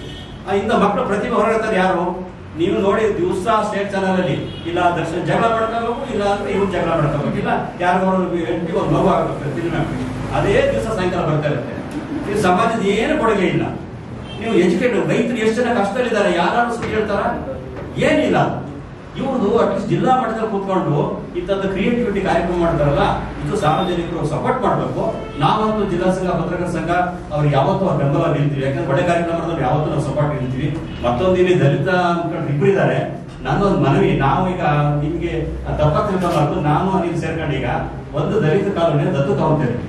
ಆದ್ರೆ ಏನ್ ತೊಡ್ತೀವಿ ಅಂದ್ರೆ ಏನ್ ಮಾಡ್ತೀವಿ ಅಂದ್ರೆ, ಆದ್ರೆ ಅದೇನ ಹೇಳ್ಬಾರ್ದು. ಆ ಏರಿಯಾದಲ್ಲಿ ಏನಿದೆ ಆ ಕುಂದು ಕೊರತೆನ ಸರ್ಕಾರದ ಏನು ಸೌಲಭ್ಯ ವಂಚಿತರಾಗಿದ್ದಾರೆ, ಅವ್ರಿಗೆ ಏನೋ ಸರ್ಕಾರ ಸೌಲಭ್ಯ ಬರ್ತಾ ಇಲ್ವಾ, ಇದನ್ನ ನಾವು ಮಾಡೋದು ಎಜುಕೇಟ್ ಮಾಡಿ ಒಂದೇ ನಾವು ಜಾಸ್ತಿ ತೊಗೊಳೋ ಒಂದು ಏರಿಯಾ ತೊಗೊಳ್ತೀವಿ. ಅದನ್ನ ದಯವಿಟ್ಟು ನೀವು ಮುಂದಿನ ದಿವಸ ನಾನು ನೋಡಿದೆ ನಿನ್ನೆ ಎಲ್ಲ, ನೀವು ಯಾರು ಬೇರೆ ಮಾಡೋದು ತಗೋಬೇಡಿ. ನೀವು ತುಂಬಾ ಹೋರಾಟ ನಿಮ್ ತಂದೆ ತಾಯಿಗಳಿದಾರಲ್ಲ, ತುಂಬಾ ಹೋರಾಟ ಮಾಡಿ ಬಂದು ನಡೆಸ್ತಾ ಇರೋರು. ಈಗಲೂ ಪಾಪ ಕೆಲಸ ಹೋಗ್ತಾರೆ ಕೆಲವರು ಅಂತ ಬಡತನದಲ್ಲಿದ್ದವರು. ಬಟ್ ನಾನು ಎಲ್ಲೋ ಒಂದ್ ಕಡೆ ನೋಡಿದಾಗ ಎಲ್ಲೋ ಒಂದ್ ಕಡೆ ಸೇವೆಗಳು ಎಲ್ಲೋ ದುಡ್ಡು ವೆಚ್ಚ ಮಾಡ್ಕೊಂಡು ಎಲ್ಲೋ ದಾರಿ ತಪ್ಪಿದಾರ ಅಂತ ವಿಷಾದಕರ ನೀವು ತಪ್ಪು ತಿಳ್ಕೊಬೇಡಿ. ನಾವು ಮಾಡಿದ್ವಿ ಹಿಂಗೆ ಆಯ್ತು ಅಂತ ಅಲ್ಲ. ನನಗೆ ತುಂಬಾ ಜನ ಪಾಪ ಹೊರಗಡೆ ಬಡವರಿದ್ದಾರೆ, ಅವರಿಗೆ ಒಂದು ಸಹಾಯ ಮಾಡಿ, ಯಾರು ಹಾಸ್ಪಿಟಲ್ಗೆ ಬಂದಾಗ ಒಂದು ಸಹಾಯ ಮಾಡೋದು ಈ ತರ ಮಾಡಿ. ಅಂಬೇಡ್ಕರ್ ನೀವಷ್ಟೇ, ಅಂಬೇಡ್ಕರ್ ಅವರು ದಯ ಉದ್ದೇಶಗಳು ತುಂಬಾ ಚೆನ್ನಾಗಿದೆ. ಹೆಸರಿಡಕ್ಕೆ ಅಂಬೇಡ್ಕರ್ ಅಂತಾರೆ, ಬಟ್ ಆ ಉದ್ದೇಶ ಪಾಲನೆ ಮಾಡ್ತಾರೆ ಬಹಳ 10% ಇದೆ. ದಯವಿಟ್ಟು ನೀವೊಂದು ಪ್ರೋತ್ಸಾಹ ಮಾಡಿ. ಅಂಬೇಡ್ಕರ್ ಇಂತಿಂತ ಹೇಳಿದ್ರು, ಸಮಾಜದಿಂದ ಶೋಷಣೆ ಆಗಿತ್ತು, ಅದನ್ನು ಹೊರಟ ತಂದ್ರು. ಇವ್ರು ಏನ್ ಕೊಡುಗೆ ಏನು, ನೀವು ಬಂದಂತ ಯುವಕರಿಗೆ, ಸಮಾಜದವರಿಗೆ ಎಲ್ರಿಗೂ ಏನು ದಲಿತರೇ ಅಂಬೇಡ್ಕರ್ ಓದ್ಬೇಕು ಅಂತಿಲ್ಲ, ಸಂವಿಧಾನ ಮಾಡಿದವರು ಎಲ್ಲರೂ ಓದ್ಬೇಕು ಅದನ್ನ. ಹಾಗಾಗಿ ಅದನ್ನ ನೀವು ಮಾಡಿ ಎಲ್ಲರೂ ಬಂದ ಕಾರ್ಯಕ್ರಮ ಬಂದ ಮುಂದೆ 1,000 ಜನ ಬಂದಿರ್ತಾರ, ಒಂದು ಅಂಬೇಡ್ಕರ್ ಬಗ್ಗೆ ಒಂದು ಪ್ರೋತ್ಸಾಹ ಮಾಡಿ. ಸಿಂಪಲ್, ತುಂಬಾ ಬೇಡ, ಅದು ಕೊಡಿ ಸಾರ್ವಜನಿಕರಿಗೆ. ಅಂಬೇಡ್ಕರ್ ಏನ್ ಮಾಡಿದ್ರು, ಸಂವಿಧಾನ ರಚನೆ ಮಾಡಿದ್ರು, ಇವ್ರ ಕಷ್ಟ ಹೇಗಿತ್ತು, ಇವ್ರು ಹೆಂಗೆ ಕಷ್ಟಪಟ್ಟು ಬೆಳೆದ್ರು, ಇದೊಂದು ಸಮಾಜಕ್ಕೆ ಗೊತ್ತಾಗ್ಲಿ. ನಾನು ಹೇಳ್ದೆ, ಸುಂದರೇಶ್ ಗೌಡ್ರು ಅಷ್ಟೇನೆ, ಏನು ನಮ್ಮ ಅಣ್ಣಾಚಾರ್ಯ ಅವ್ರದ್ದು ಅವ್ರ ಹೋರಾಟ ಎಲ್ಲಿಗೋ ತುಂಬಾ ಚೆನ್ನಾಗಿತ್ತು, ಅವರು ಸ್ವಂತ ಹೊರಟು ತುಂಬಾ ಚೆನ್ನಾಗಿತ್ತು. ಅದ ನಂತರ ಏನಾಯ್ತು, ಯಾರೋ ಮೇಕಪ್ ಮಾಡಿದ್ರು, ರಾಜಕೀಯ ಬಳಸಿದ್ರು, ಹಣ್ಣ ಆಚಾರ ಎಲ್ಲ ಮೂಲೆ ಕಡೆ ಹಾಕಿದ್ರು. ಹಾಗಾಗಿ ನಮ್ಮ ಪರಿಸ್ಥಿತಿ ಸಮಾಜ ಹಿಂಗಿದೆ. ಹಾಗಾಗಿ ಯಾರು ತಪ್ಪಾಗಿ ತಿಳ್ಕೊಬೇಡಿ. ಬಟ್ ನನ್ನ ಉದ್ದೇಶ ಎಲ್ಲರೂ ಸಾರ್ವಜನಿಕರಿಗೆ, ಸಂಘ ಸಂಸ್ಥೆಗಳಾಗಲಿ ಬೇರೆಯಾಗಲಿ, ಅನಿಲ್ ಏನ್ ಮಾಡ್ತಾರೆ ಹಂಗೆ ದಲಿತ ಸಂಘಟನೆಗಳೇ ಬೇರೆಯಾಗಲಿ ಸಮಾಜಕ್ಕೆ ತಿಳುವಳಿಕೆ ಮಾಡಿ ಎಜುಕೇಶನ್ ನಾನು ಎಜುಕೇಟ್ ಮಾಡಬೇಕು. ನಾವು ಮಕ್ಕಳ ಯುವಶಕ್ತಿನ ಎಜುಕೇಟ್ ಮಾಡೋದು ಮುಂದೊಂದು ನಾವು ತುಂಬಾ ಕಷ್ಟ ಅನುಭವಿಸ್ತೀವಿ. ಯಾಕಂದ್ರೆ ನೋಡ್ಬೇಕು, ಚೈನಾದಲ್ಲಿ ಬೇಕು ಅಂದ್ರೆ ಮಕ್ಕಳಿಲ್ಲ, ಅವ್ರಿಗೆ 5 ಮಕ್ಕಳು ಮಾಡ್ಕೊಳ್ಳಿ ಅಂತ ಹೇಳ್ತಾರೆ. ಯಾಕಂದ್ರೆ ಯೂಸ್ ಇಲ್ಲ ಅವರಲ್ಲಿ ಎಲ್ಲ ಏನಿಡು. ನಮ್ಮ 70% ಸುರೇಶ್ ಕೊಡೋದು 70% ಯೂಸ್ ನಮ್ದು ಏನ್ ಬೇಕಾದ್ರೆ ಮಾಡೋ ಧೈರ್ಯ ಇದೆ. ಹಾಗಾಗಿ ಯುವಕರಿಗೆ ನಾವು ಸರಿದಾರಿ ತರಬೇಕು. ನಾನು ಗಂಡನವ್ರಿಗೆ ಮಾತಾಡಿದೆ, ಸರ್ ಒಂದ್ 2,000 ಮಕ್ಕಳೆಲ್ಲ ಕಾಲೇಜ್ ಹೋಗೋಣ, ಮಕ್ಕಳು ಸಂಸ್ಕಾರ ಕಲಿಬೇಕು, ನಮ್ಮ ಸಮಾಜ ನೋಡ್ಕೋಬೇಕು, ಒಂದು ಎಜುಕೇಟ್ ಮಾಡೋಣ ಅಂತ ಹೇಳಿದ್ರು. ಅವ್ರು ಒಪ್ಕೊಂಡಿದ್ದಾರೆ. ಆಗ ಒಂದು 2,000 ಮಕ್ಕಳಿಗೆ ಒಂದು ಮಾಡಿ ನಾವು ಜಿಲ್ಲಾ ಮತ್ತು ತಾಲೂಕು ಪತ್ರ ಸಂಘದಿಂದ ಅವ್ರು ಎಜುಕೇಟ್ ಮಾಡೋ ಕೆಲಸನ ಮಾಡಬೇಕು ಅಂತೇಳಿ ನಾವು ಕೈಲಾದ ಶಕ್ತಿ ನಾವೇನು ಬಹಳ ಸಾಧನೆ ಮಾಡ್ತೀವಿ ಅಂತ. ಒಂದು 100 ಜನ ಬದಲಾವಣೆ ಆಗ್ಲಿ, 500 ಜನ ಬದಲಾವಣೆ ಆಗ್ಲಿ, ಸಮಾಜಕ್ಕೆ ನಮ್ಗೆ ಕೊಡುಗೆ ಬದಲಾವಣೆ ಮಾಡಿ ಅಂತೇಳಿ ಹೇಳ್ತಾ, ಮತ್ತೆ ಇವ್ರು ಏನು ಇವ್ರು ನೋಡಿದೆ, ಇವ್ರು 5-6 ದಿವಸ ಕಾರ್ಯಕ್ರಮ ತುಂಬಾ ಯಶಸ್ವಿಯಾಗಿ ಇವಾಗ 4 ದಿವಸ, ಇವತ್ತು 4 ದಿವಸ ಮುಗಿತಾರೆ. ಅವರು ಕಾರ್ಯಕ್ರಮ ನೀವು ಹೋಗ್ಬೇಕಲ್ಲ ಬಂದಿದ್ರು ಯಾವ ನ್ಯಾಷನಲ್ ಚಾನಲ್ಸ್ ಬರಲ್ಲ. ಆ ಡ್ಯಾನ್ಸ್ ಅನ್ನು ಅಷ್ಟು ಚೆನ್ನಾಗಿ ಮಾಡ್ತಾರೆ. ನಾನು ನೋಡಿದೆ, ಅದನ್ನ ತುಂಬಾ ಇವ್ರು ಏನಂದ್ರೆ ತುಂಬಾ ವೈಭವೀಕರಿಸ್ಕೊಳಕ್ ಹೋಗ್ತಾ ಇಲ್ಲ. ಅನಿಲ್ ಅವರು ಕೆಲಸ ಮಾಡಿದ್ದಾರೆ, ಅವ್ರ ಚಾನಲ್ ಏನು ವೈಭವೀಕರಿಸಿ ನಾನು ಏನ್ ಮಾಡ್ಕೊಳ್ಳಿ ಪ್ರಚಾರಕ್ಕೆ ಹೋಗ್ತಾ ಇಲ್ಲ. ಅವರು ಏನೋ ಒಂದಿಷ್ಟು ಮಕ್ಕಳಿಗೆ ಪ್ರತಿಭೆಗಳು ಗೊತ್ತಿದಾಯ್ತು, ಸಮಾಜಕ್ಕೆ ಒಳ್ಳೆಯದ ಸಾಕು ಅಂತ ಹಿತದೃಷ್ಟಿನ ಮಾಡ್ತಾ ಬಿಟ್ರೆ ಅದನ್ನ ನಾವು ಕೂಡ ಎಲ್ಲರೂ ಸಮಾಜದವ್ರಿಗೆ ಸಪೋರ್ಟ್ ಮಾಡಿ ಒಳ್ಳೆ ರೀತಿ ಬೆಳವಣಿಗೆ ಆಗಬೇಕು ಅಂತ ಹೇಳ್ತಾ ಎಲ್ಲಾ ಸಮಾಜ ನೋಡ್ಬೇಕು. ಅವ್ರ ಚಾನಲ್ ಅಲ್ಲಿ ಸುದ್ದಿ ಬಂದು ತುಂಬಾ ಜನ ಸುದ್ದಿ ಹೇಳ್ತಾರೆ, 5 ನಿಮಿಷ ಕಳ್ಸ್ಕೊಡ್ತಾರೆ ರಿಪೋರ್ಟ್ನ, ಯಾವ 5 ರೂಪಾಯಿ ತಗೊಳ್ಳಲ್ಲ. ಅದೇ ಬೇರೆ ಕಡೆ ಏನಿದೆ ಕವರ್ ಸಂಸ್ಕೃತಿ ಸ್ಟಾರ್ಟ್ ಆಗಿದೆ. ಇದು ಪತ್ರಕರ್ತರ ನಾಚಿಕೆಗಳ ಪರಿಸ್ಥಿತಿ ಬಂದ್ಬಿಟ್ಟಿದೆ. ಹಾಗಾಗಿ ಅವ್ರು ಯಾವುದೇ ಕೊಡುತ್ತೋ ಸೇವಾ ಮನೋಭಾವದಿಂದ ಆ ಸಂಸ್ಥೆನ ಯಾರು ಸುದ್ದಿಗೆ 5 ರೂಪಾಯಿ ದುಡ್ಡು ತಗೊಳ್ತಾರೆ ಅವರು ಪ್ರಚಾರ ಮಾಡ್ಕೊಡ್ತಾರೆ. ಹಾಗಾಗಿ ಬೋಲಿಕಟ್ಟಿ 3ನೇ ವರ್ಷ ಆಗಿ ಇನ್ನೂ ಹೆಚ್ಚೆಚ್ಚು ಬೆಳೀಲಿ ಅಂತ ಹೇಳ್ತಾ ನಮ್ಮ ಜಿಲ್ಲಾ ಪತ್ರಕರ್ತರ ಸಂಘ ಯಾವತ್ತೋ ಅವರೊಟ್ಟಿಗೆ ಅಂತ ಹೇಳ್ಕೊಂಡು ನಾನು ಮಾತು ಮುಗಿಸ್ತೀನಿ. ನಮಸ್ಕಾರ.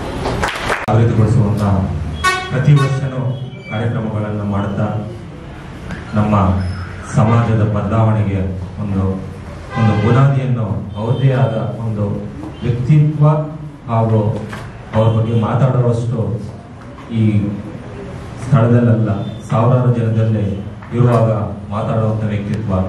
ಹಾಗೆ ಈ ಕಾರ್ಯಕ್ರಮಕ್ಕೆ ಆಗಮಿಸಿ ಗಣ್ಯಾತಿ ಗಣ್ಯರು ನಮ್ಮ ಭೂಮಿಕಾ ಟಿವಿ ಬಗ್ಗೆ ಹಾಗೂ ಸಮಾಜದ ಕಾಳಜಿ ಬಗ್ಗೆ ವಹಿಸಿ ಕೆಲವು ಹಿತನುಡಿಗಳನ್ನು ನುಡಿದು ನಮ್ಮ ಎಲ್ಲ ಪ್ರೀತಿ ಪಾತ್ರಕ್ಕೆ ಹಾಜರಾಗಿರುವಂಥ ಎಲ್ಲರಿಗೂ ಧನ್ಯವಾದಗಳು. ಹಾಗೂ ಮೊದಲನೆಯದಾಗಿ ಶ್ರೀ ರಾಜಶೇಖರ್ ಸರ್ ಕಾರ್ಯಕ್ರಮಕ್ಕೆ ಆಗಮಿಸಿ ತುಂಬ ಹೃದಯವಾದ ಧನ್ಯವಾದಗಳು ಸರ್. ಇದೇ ರೀತಿ ನಿಮ್ಮ ಕಾರ್ಯವೈಖರಿಗಳು, ನಿಮ್ಮ ಕಾಳಜಿಯ ಮಾತುಗಳು ಮುಂದಿನ ದಿನಗಳ ಒಂದು ಕಾರ್ಯಕ್ರಮಗಳ ಯಶಸ್ವಿಯಾಗಲಿ. ತುಂಬ ಹೃದಯವಾದ ಧನ್ಯವಾದಗಳು ಸರ್. ನಿಮಗೆ ಇಂಪಾರ್ಟೆಂಟ್ ಅರ್ಥ ಮಾಡ್ಕೊಂಡು ಅವರ ಒಂದು ಒಳ್ಳೆ ಒಳ್ಳೆ ಸದ್ಭಾವನೆಗಳನ್ನ ತಮ್ಮ ಜೀವನದಲ್ಲಿ ಅಳವಡಿಸ್ಕೊಳ್ಳಿ ಅಂತೇಳಿ. ಆಮೇಲೆ ಈಗ ನಿಮ್ಮ ಕಾರ್ಯಕ್ರಮ ಸ್ಟಾರ್ಟ್ ಆಗುತ್ತೆ. ತುಂಬಾ ಸ್ಕೂಲ್ ಮಕ್ಕಳು ಬಂದಿಲ್ಲ, ಇಲ್ಲೇ ನೋಡ್ಬೋದು ಸೆಕೆಂಡ್ ಅಂತ ಮಕ್ಕಳು ಪಾಠಶಾಲೆ ವಿದ್ಯಾರ್ಥಿಗಳು ಸುಸ್ತಾಯ್ತಾ? ನೀವೇ ಬಂದಿರೋದು ಮಕ್ಕಳ ಚೆನ್ನಾಗಿ ಕಾಂಪೀಟ್ ಮಾಡಿ ಒಳ್ಳೇದಾಗ್ಲಿ. ಇಲ್ಲಿ ಪ್ರಶಸ್ತಿ ಗೆಲ್ಲೋದು ಇಂಪಾರ್ಟೆಂಟ್ ಅಲ್ಲ, ವೇದಿಕೆ ಇಂಪಾರ್ಟೆಂಟ್. ನಿಮ್ ಜೊತೆ ನಾವಿರ್ತೀವಿ, ನಮ್ಮ ಚಾನಲ್ ಇರುತ್ತೆ. ನಿಮ್ಮ ಏನೇ ಸೋತ್ರ ಬೇಜಾರು ಮಾಡ್ಕೋಬೇಡಿ. ಮುಂದಿನ ದಿನಗಳಲ್ಲಿ ನಿಮಗೆ ಅವಕಾಶ 100% ನಮ್ಮ ಚಾನಲ್ ಸಿಗುತ್ತೆ. ಎಲ್ಲಾ ಶಾಲೆಯ ವಿದ್ಯಾರ್ಥಿಗಳು ಮತ್ತೆ ನಾನು ಕೃತಜ್ಞತೆ ಸಲ್ಲಿಸ್ತೇನೆ. ನೀವು ಬಂದಿದ್ರ ನಿಮ್ಮ ಪ್ರತಿಭೆಗೆ ಒಂದು ನಮ್ಮ ಚಾನಲ್ ಫೌಂಡೇಶನ್ ಆಗಿದೆ ಅಂತ ಹೇಳ್ತಾ ನಿಮ್ಗೆಲ್ಲರಿಗೂ ಶುಭಾಶಯ ಕೊಡ್ತೀನಿ. Thank you.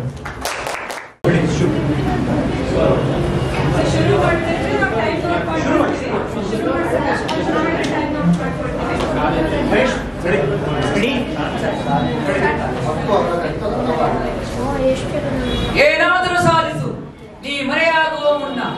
ಸಾವು ಸಾಧನೆಯಲ್ಲ, ಸಾಯುವುದಕ್ಕಾಗಿ ಬದುಕುವುದು ಒಂದು ಸಾಧನೆ. ಎಲ್ಲರೂ ಎಲ್ಲವೂ ಬಂದು ಹೋಗುವುದು. ಇಲ್ಲಿ ಯಾರೂ ನಿಂತಿರುವುದಾ ನಾಕಾನೆ. ನೀ ಸತ್ತ ಮೇಲೆ ಎಲ್ಲರೂ ಕೇಳುವ ಪ್ರಶ್ನೆಗೆ ನಿನ್ನ ಉತ್ತರ ಉತ್ತರ ಉತ್ತರ. ಅಯ್ಯಯ್ಯೋ, ಹೆಣ್ಣಾಗಿ ಹುಟ್ಟಿದಂತೂ ನಿಜ. ಎಷ್ಟು ಕಷ್ಟ ಸ್ವಾಮಿ ಬದುಕು. ಆ ಸೂರ್ಯ ಚಂದ್ರ ಚೆಲ್ಲಾಟದಲ್ಲಿ ಕಾಲ ಮುಳುಗೋಗ್ತಿದೆ.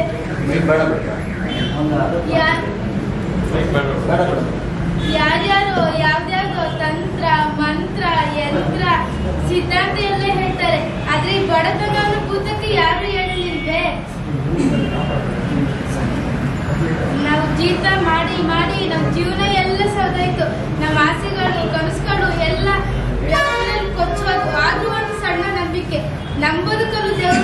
ಹೆಚ್ಚುತ್ತದೆ ಅನ್ನೋ ಒಂದು ನಂಬಿಕೆ. ಹೌದೌದೌದು, ನೀನ್ ಹೇಳಿದ್ದು ನಿಜ ಆಯ್ತು ನೋಡು. ಏನಾಯ್ತು? ಏನಿಲ್ಲ, ಊರ್ ಪಟೇಲ್ ಸಿಕ್ಕಿದ್ರು. ಏನ್ ಹೇಳಿದ್ರು? ಏನಿಲ್ಲ, ಎಷ್ಟು ದಿನ ಅಂತ ನೀವಿಬ್ರೇ ಕೆಲಸ ಮಾಡ್ತೀರಾ? ನಿಮ್ಮಿಬ್ರು 2 ಮಕ್ಕಳನ್ನ ಕೆಲ್ಸಕ್ಕೆ ತಂದ್ಬಿಟ್ರೆ ಇನ್ನೂ ದುಡ್ಡು ಜಾಸ್ತಿ ಸಿಗ್ತಲ್ವಾ ಅಂದ್ರು. ಬೆಲೆಗೆ 50,000, ಇಬ್ಬರ ನಡುವೆ 1 ಲಕ್ಷ. ಇಲ್ಲೋಡು 10,000 ಮೊದಲೇ ಕೊಟ್ಬಿಟ್ಟಿದ್ದಾರೆ. ಅಯ್ಯೋ ಅಯ್ಯೋ ಬೇಡ, ನಾವು ಚಿಂತೆ ಮಾಡ್ತಿದ್ದೆ ಸಾಕು. ನಮ್ಮ ಮಕ್ಕಳು ಓದಿ ದೊಡ್ಡವರಾಗಿ ದುಡಿತಾರೆ, ಜೀತ ಬೇರೆ ದುಡ್ಡು ಬೇರೆ ವಾಪಸ್ ಕೊಟ್ಟು ಹೋಗು. ದುಡ್ಡು ಮುಖ್ಯ. ಈ ಜಗತ್ತೆಲ್ಲ ನಡೀತಿರೋದು ದುಡ್ಡಿನ ಮೇಲೆ. ನಾನು ಆಗ್ಲೇ ಪಟೇಲ್ಗೆ ಮಾತು ಕೊಟ್ಟಾಯ್ತು, ಅವರು ನಾಳೆಯಿಂದ ಚೀತಕ್ಕೆ ಹೋಗ್ಬೇಕಷ್ಟೇ. ಅಪ್ಪ, ನಾವು ಚೀತ ಮಾಡ್ಬೇಕಾ? ನಾವು ಮಕ್ಕಳು, ನಮ್ ಕೈಲಿ ಚೀತ ಗೀತ ಎಲ್ಲ ಮಾಡಕ್ಕಾಗಲ್ಲ. ನಾವು ಓದಿ ಬಂದು ದೊಡ್ಡವರಾಗಿ ದೊಡ್ಡ ಕೆಲಸ ತಗೊಂತೀವಿ. ಈ ಇರೋ ಲಕ್ಷಣಿಗೆ ಓದ್ ಬೇರೆ ಕೇಳು. ಈ ಬಡತನಕ್ಕೆ ಓದ್ ಯಾಕ್ರು? ಓದ್ ಏನ್ ಸಾಧನೆ ಮಾಡ್ತೀರಿ ನೀವು? ಓದಂತೆ ಓದು. ಈಗೆಲ್ಲ ಮಾಡ್ರೆ ನಿನ್ನ ಮತ್ತೆ ಪಟೇಲ್ ಇಬ್ಬರನ್ನು ಜೈಲಿಗೆ ಹಾಕ್ಸ್ತೀನಿ. ಚೀತ ಮಾಡ್ಬೇಕಂತೆ ಚೀತ. ನನ್ನ ಮತ್ತೆ ಪಟೇಲ್ನ ಜೈಲಿಗೆ ಹಾಕ್ಸ್ತೀಯಾ? ಹೋಗು, ಅದೇ ಜೈಲಿಗೆ ಹಾಕ್ಸ್ತೀನಿ ಅಂತ ನಾನು ನೋಡ್ತೀನಿ. ಜೈಲಿಗೆ ಹಾಕ್ಸ್ತಾನೆ ಅಂತ ಜೈಲಿಗೆ ಹಾಕ್ಸ್ತೀನಿ ನೋಡು. ನೀನು ಪಟೇಲ ಇಬ್ರು ಜೈಲಲ್ಲಿ 10 ವರ್ಷ ಕಂಪ್ಲೇಂಟ್ಸ್ ಹಂಗ್ ಮಾಡ್ತೀನಿ. ನಡಿಯ ಬರತ್ತ ಹೋಗು.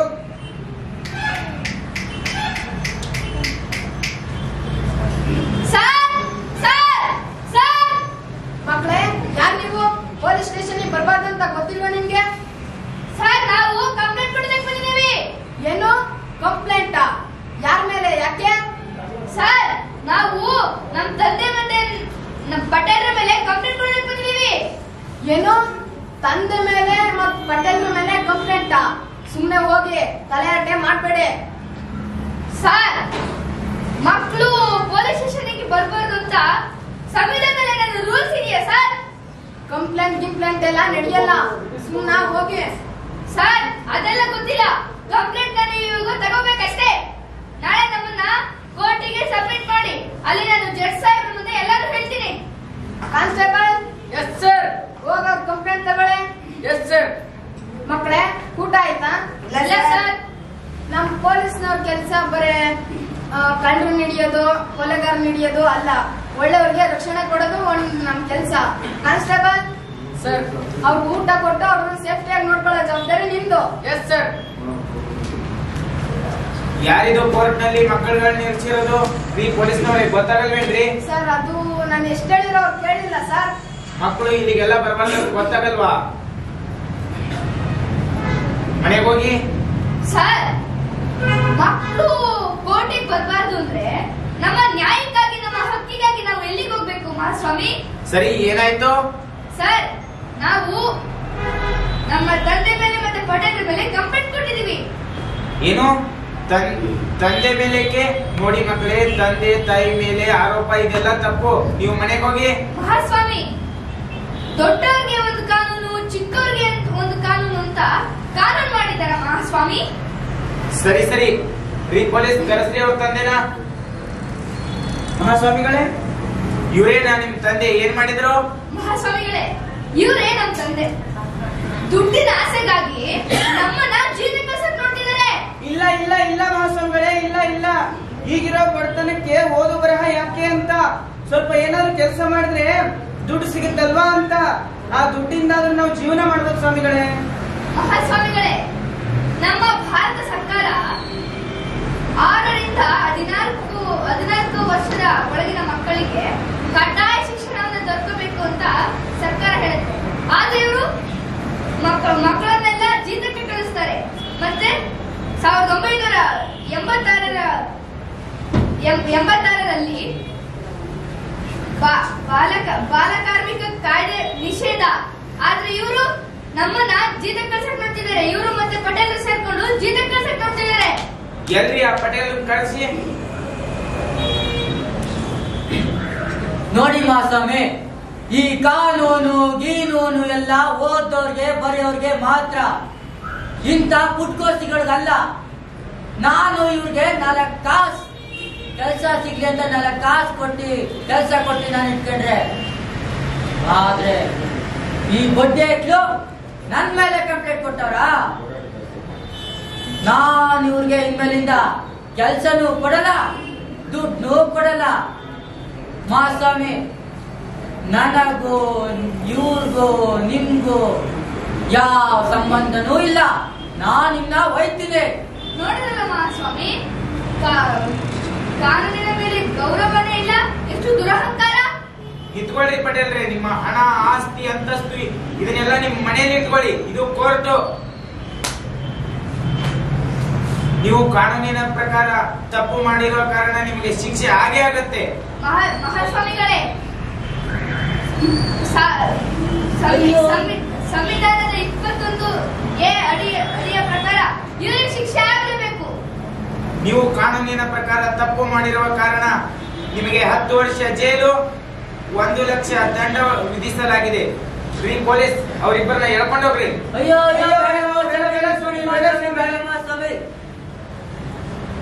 ಮಹಾಸ್ವಾಮಿ, ಈಗ ನಮ್ಮ ಜೀವನ, ನಮ್ಮ ಬದುಕು. ನೋಡಿ ಮಕ್ಕಳೇ, ನಿಮ್ಮನ್ನ ಕಾಪಾಡಬೇಕಂದ್ರೆ ದೇವರು, ಸರ್ಕಾರ ಬೇಕಂತಿಲ್ಲ. ನಿಮ್ಮ ಸುತ್ತಮುತ್ತಲಿರೋ ಒಳ್ಳೆ ವ್ಯಕ್ತಿಗಳು, ಮನಸ್ಸುಗಳು ಕಾಪಾಡ್ತಾರೆ. ಅಂತ ಮಹಾನುಭಾವರು ಯಾರು ಮಹಾಸ್ವಾಮಿ? ಇದಾರೆ ಮಕ್ಕಳೇ, ಅವರನ್ನ ಪ್ರೀತಿಯಿಂದ ಎಲ್ಲರೂ ಡಾಕ್ಟರ್ ಜಿ ಅಂತ ಕರೀತಾರೆ.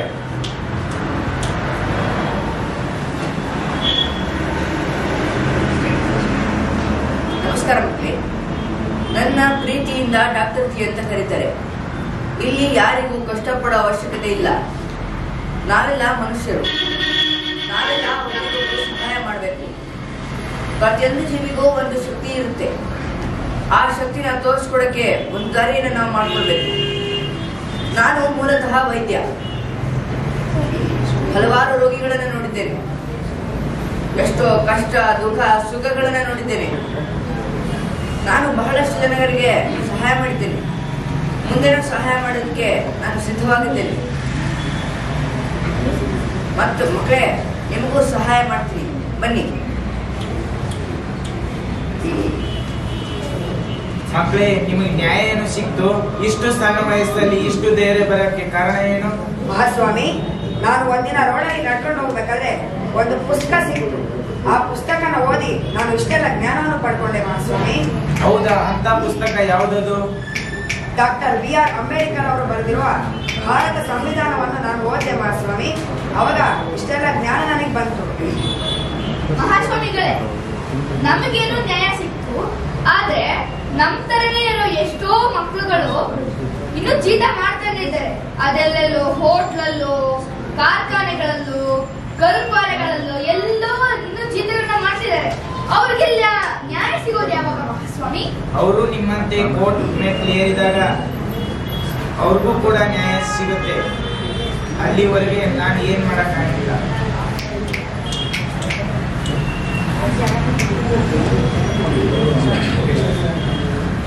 ಸರ್ವಶ್ರೇಷ್ಠ ಭಾರತದಲ್ಲಿ ಜನಿಸಿದ್ದು ನಮ್ಮ ಪುಣ್ಯ. ನಾನು ಭಾರತದ ಸಂವಿಧಾನವನ್ನು ಬರೆಯುವ ಮುನ್ನ ಭಾರತದಲ್ಲಿ ಪ್ರತಿಯೊಬ್ಬ ವ್ಯಕ್ತಿಯ ಉದ್ಧಾರಕ್ಕಾಗೇ ಬರೆದಿತ್ತು. ನಿಮ್ಮಲ್ಲಿರುವ ಅಗಾಧವಾದ ಶಕ್ತಿಯನ್ನು ತೋರಿಸಲು ವಿವಿಧ ವಿಧಗಳಿಸಿ ನಿಮ್ಮ ಜೀವನದಲ್ಲಿ ಎಲ್ಲ ಪುಸ್ತಕಗಳನ್ನು ಓದಿ. ಭಾರತ ಸಂವಿಧಾನ ಪುಸ್ತಕವನ್ನು ಮರೆಯದೇ ಓದಿ. ಕಾರಣ ನಿಮ್ಮ ಪ್ರಶ್ನೆಗೆ ಹಾಗೂ ಸಮಾಜದಲ್ಲಿ ಕೇಳೋ ಪ್ರಶ್ನೆಗೆ ನಿಮಗೆ ಉತ್ತರ ಸಿಗುತ್ತದೆ. ಒಂದೇ ಮಾತರಂ.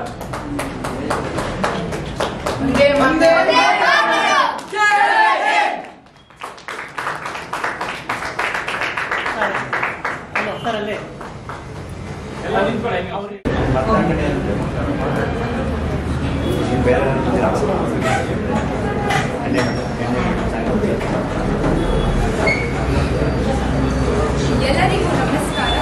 ಈ ಪ್ರಪಂಚದಲ್ಲಿ ಬಹಳ ವರ್ಷಗಳಿಂದ ಸಾಮಾಜಿಕ ಪಿಡುಗು ಬಹಳ ತೊಂದರೆಯನ್ನು ಉಂಟು ಮಾಡುತ್ತಿವೆ.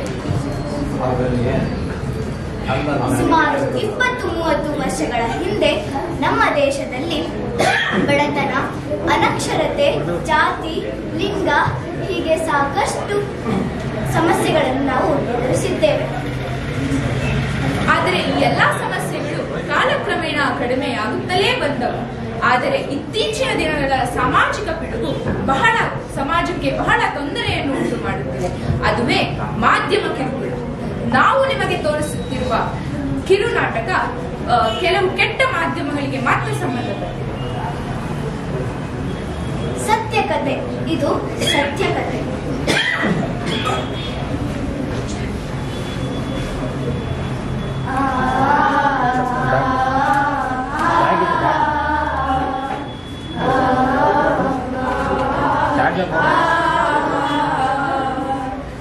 ದುಡ್ಡಿಗಾರಿಯಲ ಬಾಯ ಬಿಡುತ್ತಾರೆ, ಇದೇ ಜಗಕ್ಕೆ ಶಾಪ.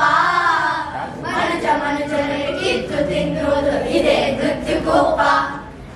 ದುಡ್ಡಿಗಾಗಿ ಎಲ್ಲ ಬಾಯ ಬಿಡುತ್ತಾರೆ, ಇದೇ ಜಗಕ್ಕೆ ಶಾಪ. ಮನುಜನಿಗೆ ಕಿತ್ತು ತಿನ್ನುವುದು ಇದೇ ಮೃತ್ಯುಕೋಪ. ಜಡ ಜಡ ಜಡ ಜಡ ಜಡ ಜಡ ಜಡ ಜಡ ಕಾಂಚಾಣ, ಜಡ ಜಡ ಜಡ ಜಡ ಜಡ ಜಡ ಜಡ ಜಡ ಕಾಂಚಾಣ. ನಡೆದು ಹೋದೆವು ನಾವು ದುಷ್ಟಗಣಗಳ ಸಂತೆಯಲ್ಲಿ, ನಿಂತು ಸತ್ತಂತೆ ನಾವು. ಈ ಸ್ವಾರ್ಥದ ಸಮಾಜದಲ್ಲಿ ಕಳೆದು ಹೋದೆವು ನಾವು. ದುಷ್ಟ ಜನಗಳ ಸಂತೆಯಲ್ಲಿ ನಿಂತು ಸತ್ತಂತೆ ನಾವು. ಜನ ಜನ ಜನ ಜನ ಜನ ಜನ ಜನ ಜನ ಕಾಂಚಾಣ, ಜನ ಜನ ಜನ ಜನ ಜನ ಜನ ಜನ ಜನ ಕಾಂಚಾಣ. ನಾಚಿಕೆ ಆಗಲ್ವಾ ನಿಮ್ಗೆ? ನಿಮ್ಮ ಸ್ವಾರ್ಥಕ್ಕೋಸ್ಕರ ಸಮಾಜದ ಸ್ವಾಸ್ಥ್ಯನ ಯಾಕೆ ಹಾಳು ಮಾಡ್ತಿದ್ದೀರಾ? ಅಣ್ಣ ತಮ್ಮಂದಿರ್ತಾರ ಇರೋ ಹಿಂದೂ ಮುಸ್ಲಿಮನ್ನ ನಿಮ್ಮ ಸ್ವಾರ್ಥಕ್ಕೋಸ್ಕರ ಬೇರೆ ಮಾಡ್ತಿದ್ದೀರಾ.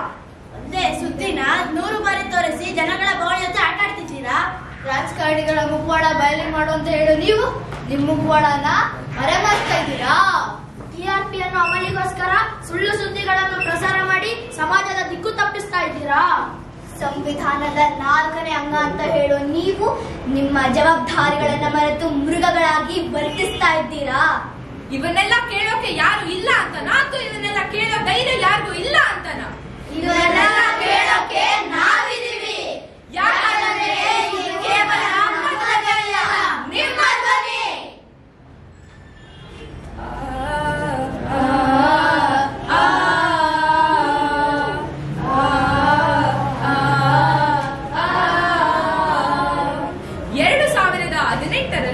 ಮಹಾರಾಷ್ಟ್ರ ರಾಜ್ಯದ ಅಮರಾವತಿ ಜಿಲ್ಲೆಯ ಕತೋರದಲ್ಲಿ ನಡೆದ ಒಂದು ಸತ್ಯ ಘಟನೆ.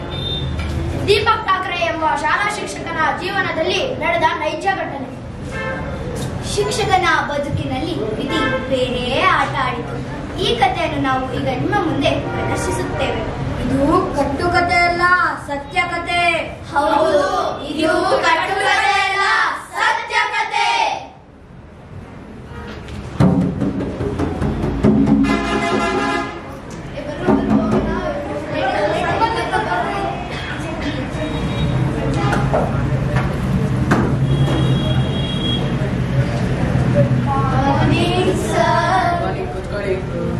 ನಿನ್ನೆ ಪಾಠನ ಎಲ್ಲಿ ಬಿಟ್ಟಿದ್ದೆ?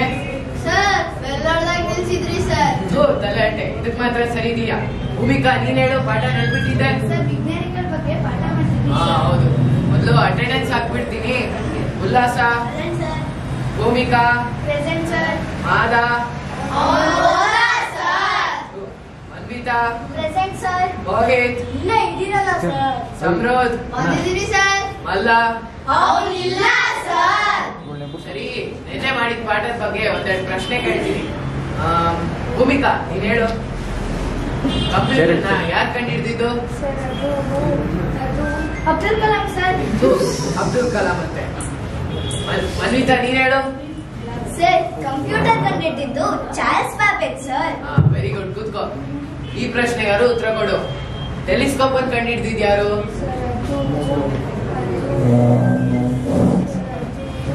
ಅಮಿತಾಬ್ ಬಚ್ಚನ್ ಸರ್. ನಟಿ ಅಮಿತಾಬ್ ಬಚ್ಚನ್ ಅಂತೆ. ಮೋಹಿತ್, ನೀನ್ ಹೇಳು. ಟೆಲಿಸ್ಕೋಪ್ ಕಂಡುಹಿಡಿದಿದ್ದು ಗೆಲ್ಲಿಯೋ ಗೆಲ್ಲಿದ್ದು ಸರ್. ವೆರಿ ಗುಡ್, ಕೂತ್ಕೋ. ಏನಪ್ಪ ಬರ್ತಾ ಬರ್ತಾ ರ್ಯಾಂಕ್ ಕುದ್ರೆ ಕತೆ ಆಗ್ತಾ ಇದೆ. ಹಿಂಗೆ ಆದ್ರೆ ಮುಂದಿನ ಪರೀಕ್ಷೆ ನೀನ್ ಫೇಲ್ ಆಗ್ತೀಯಾ. ಕೆಲಸ ಮಾಡು, ಶಾಲೆ ಮುಗ್ದ್ಮೇಲೆ ಬಂದು ಸ್ಟಾಫ್ ರೂಮ್ ಅಲ್ಲಿ ನನ್ನ ಮೀಟ್ ಮಾಡು. ಸರಿ ಸರ್. ಇವಾಗ ಪಾಠನ ಶುರು ಮಾಡೋಣ. ಅಯ್ಯೋ, ಈಗೆಲ್ಲ ಪ್ರಶ್ನೆ ಕೇಳ್ತಾ ಕೇಳ್ತಾ ಈ ಪಿರಿಯಡೇ ಮುಗ್ದೋಯ್ತು.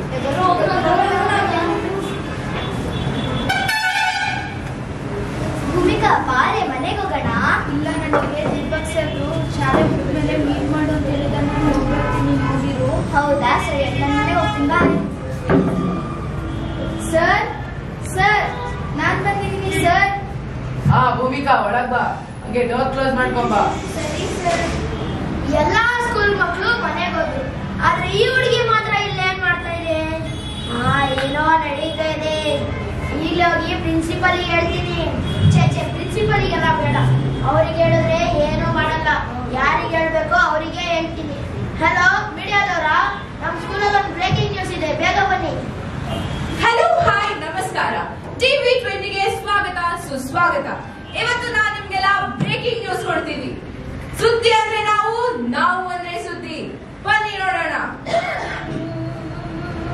ಅವ್ರಿಗೆ ಹೇಳ್ತಾ ಇದೆ, ಏನಾಯ್ತು ಅಂತ ಕೇಳೋಣ. ಏನಾಯ್ತಮ್ಮ, ಯಾಕೆ ಹೇಳ್ತಾ ಇದ್ಯಾ? ದೀಪಕ್ ಸರ್ ಬೈದ್ಬಿಟ್ರು.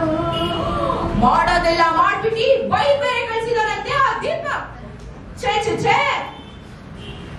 ಮೀಡಿಯಾದವ್ರು ಇಲ್ಲೆಲ್ಲ ಏನ್ ಮಾಡ್ತೀರಾ? ಒಳಗ್ ಬರಕ್ ಪರ್ಮಿಷನ್ ಯಾಕೆ ಕೊಟ್ಟಿದ್ದು? ಪರ್ಮಿಷನ್ ಇಲ್ದಲೆ ಬರೋ ಅಧಿಕಾರ ನಮಗಿದೆ. ನಮಗೆ ನಾನ್ಸೆನ್ಸ್ ಅಂದ್ರು Deepak sir. Breaking news, breaking news, breaking news. ಶಾಲಾ ವಿದ್ಯಾರ್ಥಿಯ ಮೇಲೆ ಶಾಲಾ ಶಿಕ್ಷಕನಿಂದ ಲೈಂಗಿಕ ಕಿರುಕುಳ. Breaking news, breaking news. ವಿದ್ಯಾರ್ಥಿನಿಯೊಂದಿಗೆ ಶಾಲಾ ಶಿಕ್ಷಕನ ವಿರಹ ಗೀತೆ. Breaking news, breaking news. ವಿದ್ಯಾರ್ಥಿನಿಯೊಂದಿಗೆ ಶಾಲಾ ಶಿಕ್ಷಕನ ಅಸಭ್ಯ ವರ್ತನೆ. Breaking news, breaking news. ಈ ಖಾಸಗಿ ಶಾಲೆಯಲ್ಲಿ ಹೆಣ್ಣು ಮಕ್ಕಳಿಗೆ ಸುರಕ್ಷತೆ ಇಲ್ಲ. Breaking news, breaking news. ಇಲ್ಲೆಲ್ಲ ಏನ್ ಹೇಳ್ತಿದೆ? ಇವಿಲೆಲ್ಲ ಏನ್ ತೋರಿಸ್ತಿದ್ದಾರೆ? ನೀವು ಮಾಡಿದ್ದನ್ನೇ ತೋರಿಸ್ತಾ ಇದೀವಿ ಸರ್. ಏನು? ನೀನು ಒಬ್ಬ ಶಿಕ್ಷಕ ಏನೋ? ನೀನ್ ಚೌಕಿಗೋಸ್ಕರ ಹೈಸ್ಕೂಲ್ ಏನೋ ಬೇಕು?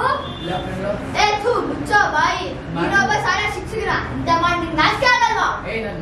ಏನ್ರ ನೋಡ್ತೀರ, ಹೊಡಿರೋ.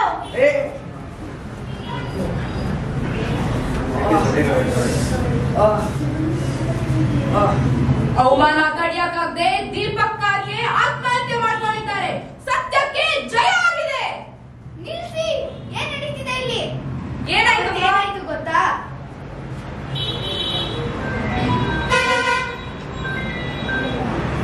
ಸರ್, ನಾನು ಭೂಮಿಕಾ ಬಂದಿದ್ದೀನಿ ಸರ್. ಭೂಮಿಕಾ ಒಳಗ್ ಬಾ. ನಿಮ್ ಪೇರೆಂಟ್ಸ್ ಎಲ್ಲ ಎಷ್ಟು ಕಷ್ಟಪಟ್ಟು ನಿನ್ನ ಶಾಲೆಗೆ ಸೇರಿಸಿ ಓದಿಸ್ತಾರೆ. ನೀನ್ ನೋಡಿದ್ರೆ ಓದೋದೇ ಇಲ್ಲ. ಯಾಕಮ್ಮ ಹಿಂಗ್ ಮಾಡ್ತೀಯಾ? ಸರ್, ನಾನು ನಿಮ್ಗೆ ಚೆನ್ನಾಗಿ ಓದ್ತೀನಿ ಸರ್. ನೋಡಪ್ಪ, ನೀನ್ ನನಗೆ ಮಗಳಿದ್ದಂಗೆ.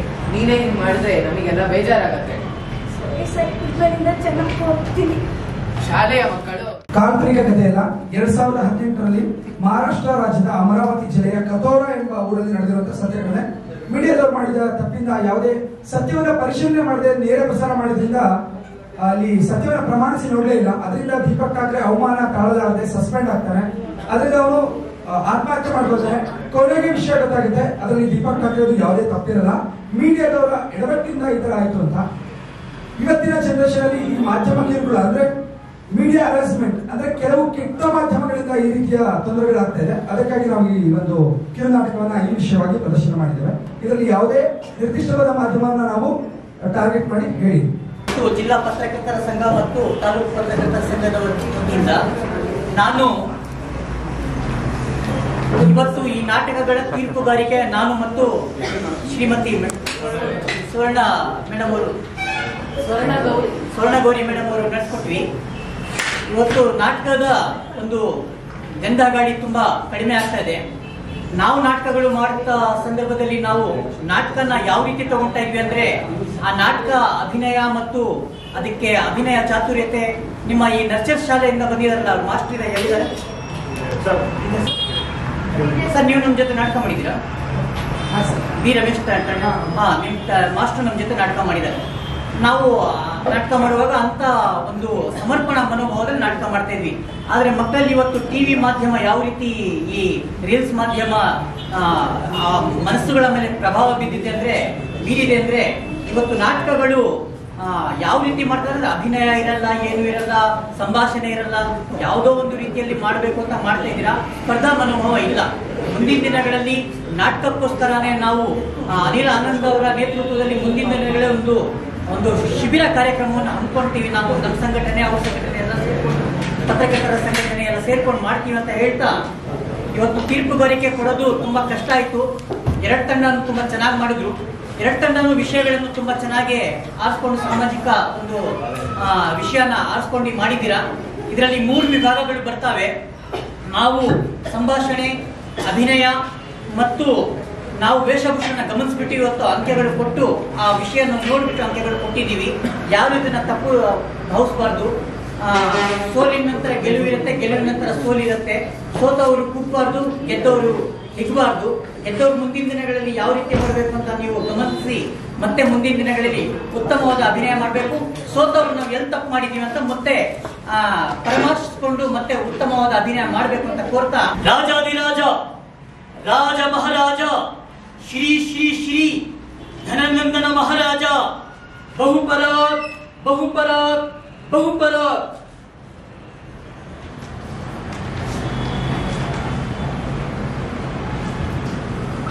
ಅಮಾತ್ಯರೇ, ಈ ನಮ್ಮ ಔತಣಕೂಟವು ಇಂದ್ರನ ಲೋಕದಲ್ಲಿರುವ ಔತಣಕೂಟದಂತಿಲ್ಲವೇ? ನಡೆಯಿರಿ ನಡೆಯಿರಿ, ಮಹದಾನಂದ ಆನಂದ.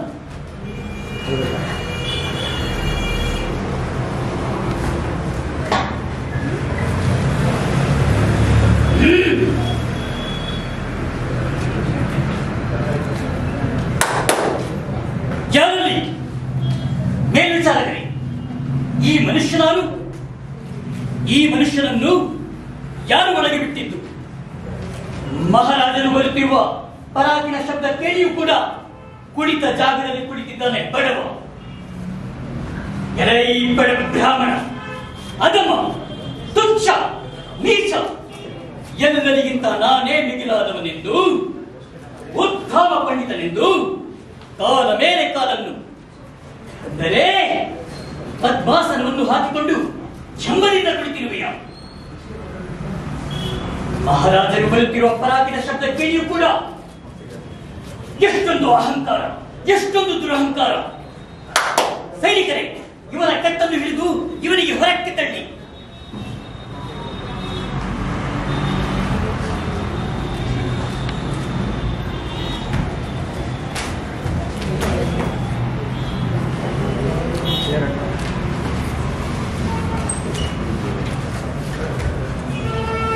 ಕೆಲೈದಂದಾದ ಮಗಳಿರ ಕರುಣೆಯೇ ಇಲ್ಲದಂತಹ ದುರಹಂಕಾರಿಗಳೇ, ಹಸಿವಿನಿಂದ ಹೊಟ್ಟೆ ತುಂಬಿಸಿಕೊಳ್ಳಲು ಅನ್ನಕ್ಷೇತ್ರಕ್ಕೆ ಬಂದ ಈ ಅತಿಥಿಯನ್ನು ಹೊರಬಿಡುವುದೇ? ಯಜಮಾನರ ಆಯುಷ್ಯವನ್ನು ಮೃತ್ಯುವು ಕೊಂಡೊಯ್ಯುವುದರ ಧರ್ಮಶಾಸ್ತ್ರವು ನಿಮ್ಮನ್ನೇ ಎದ್ದು ಕಾಣುತ್ತಿದೆ. ನಿರಪರಾಧಿಯಾಗಿ ಊಟದ ಪಂಕ್ತಿಯಲ್ಲಿ ಕುಳಿತಿದ್ದ ನನ್ನನ್ನು ಬ್ರಾಹ್ಮಣಾದವನೆಂದು, ತುಚ್ಛನೆಂದು ಎಲ್ಲರ ಎದುರಿನಲ್ಲಿ ಹೀನಾಮಾನವಾಗಿ ಬೈದಿರಲವೇ? ಇರಲಿ, ಇನ್ನು ಮುಂದೆ ನಿಮ್ಮನ್ನು ಸಂಹಾರ ಮಾಡಿ ಕಾಲುಗಳಿಗೆ ಹಗ್ಗ ಬಿಗಿದು ಹದ್ದು ನಾಯಿ ನರಿ. ಓರಲ್ ಕ್ವಿಜ್ ಮೊದಲನೇ ಸುತ್ತು general knowledge round. First round ಅಲ್ಲಿ ಸ್ವಲ್ಪ ಇನ್ಸ್ಟ್ರಕ್ಷನ್ಸ್ ಕ್ಲಿಯರ್ ಆಗಿ ನೋಡ್ಕೊಂಡ್ಬಿಡಿ. ಅದೇ ತರ ಕಾಮನ್ ಆಗಿರುತ್ತೆ ನೆಕ್ಸ್ಟ್ ರೌಂಡ್ಸ್ ಅಲ್ಲೂ. Okay, there will be 1 round. ಅಂದ್ರೆ ಈ ರೌಂಡ್ ಅಲ್ಲಿ ಒಂದೊಂದೇ ಕ್ವಶನ್ ಕೇಳ್ತೀವಿ. 1 ಕ್ವಶನ್ ಇರುತ್ತೆ. 30 ಸೆಕೆಂಡ್ಸ್ ಕ್ವಶನ್ಗೆ ಆನ್ಸರ್ ಮಾಡೋದಕ್ಕೆ ಟೈಮ್ ಇರುತ್ತೆ. 10 marks for right answer. So question can be pass to the next team in the sequence. Pass ಆದ್ಮೇಲೆ ಅವರಿಗೆ ಟೈಮ್ ಇರಲ್ಲ. ಆವಾಗ ಪಾಸಿಂಗ್ ಕ್ವಶನ್ಗೆ ಆನ್ಸರ್ ಮಾಡಿದ್ರೆ 5 marks ಇದೆ.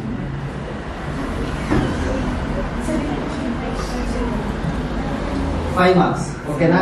ಸೊ ಪಾಸ್ ಅಂದ ತಕ್ಷಣ ನಿಮಗೆ 30 ಸೆಕೆಂಡ್ಸ್ ಇರೋಲ್ಲ. ನಿಮಗೆ ಕ್ವಶನ್ ಕೇಳ್ತೀವಿ, 30 ಸೆಕೆಂಡ್ಸ್ ನಿಮಗೆ ಟೈಮ್ ಇರುತ್ತೆ.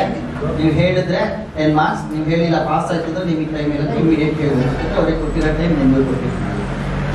ನೆಗೆಟಿವ್ ಮಾರ್ಕ್ಸಿಂಗ್ ಇಲ್ಲ, ನೆಗೆಟಿವ್ ಮಾರ್ಕ್ಸ್ ಬೇಕಾ ರಾಡ್ ಆನ್ಸರ್ಸ್ಗೆ ನೀವೆಲ್ಲ ಮಾಡಿದ್ರೆ ಹೇಳಿದ್ರೆ ಸೇರಿಸ್ಕೊಡೋದು ಬೇಡ ಅನ್ಸುತ್ತಲ್ಲ. ರೈಟ್, ಸರಿ ಇದ್ದೀರಾ? ರೆಡಿ ಇದ್ದೀರಾ? Start. First question team A. ನನ್ನ ಪ್ರಕಾರ ಫುಲ್ ಬೇಡ, ನಾನು A B C D E ಅಂತ ಇಟ್ಕೊಂಡಿದ್ದೀನಿ, ಹಂಗೆ ಹೋಗೋಣ. Next directly we are moving to the first question. The question is like this: name the Indian best documentary short film to grab the Oscar in the year 2023.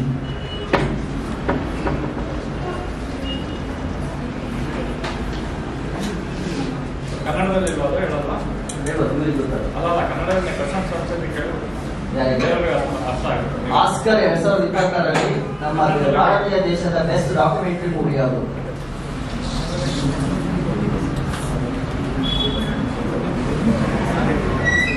Thirty seconds time ಇರುತ್ತೆ. 30 seconds clock ಇದ್ರೆ analogue ಇದ್ರೆ easy.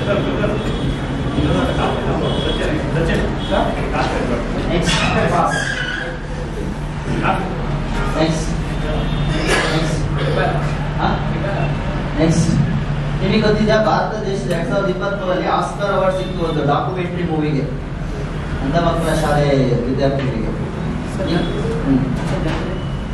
ಅಲ್ಲ, ನಿಮ್ಮ ಹೆಸರು ಇಬ್ಬರಲ್ಲಿ ಒಬ್ಬರ ಹೆಸರು ಹೇಳಿ. ಸಿದ್ದರಾಮಯ್ಯ ಅವ್ರಿಗೆ ಕೇಳ್ತೀನಿ ನೆಕ್ಸ್ಟ್ ಅಂತ, ನೀವು ನೆಕ್ಸ್ಟ್ ರೌಂಡ್ ಬಂದಿದ್ದು ಗೊತ್ತಾಗಲ್ಲ.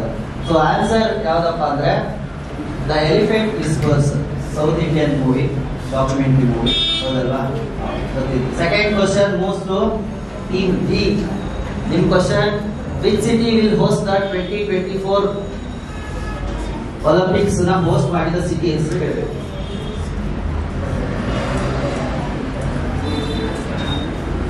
ಹೋಸ್ಟೆಡ್ ಆಗ್ತದ 2024ರಲ್ಲಿ ಒಲಿಂಪಿಕ್ಸ್ ಪಂದ್ಯಾವಳಿಗಳನ್ನ ಆತಿಥ್ಯ ವಹಿಸಿದ ಸಿಟಿ ಹೆಸರು, ದೇಶದ ಹೆಸರು ಹೇಳಬೇಕು.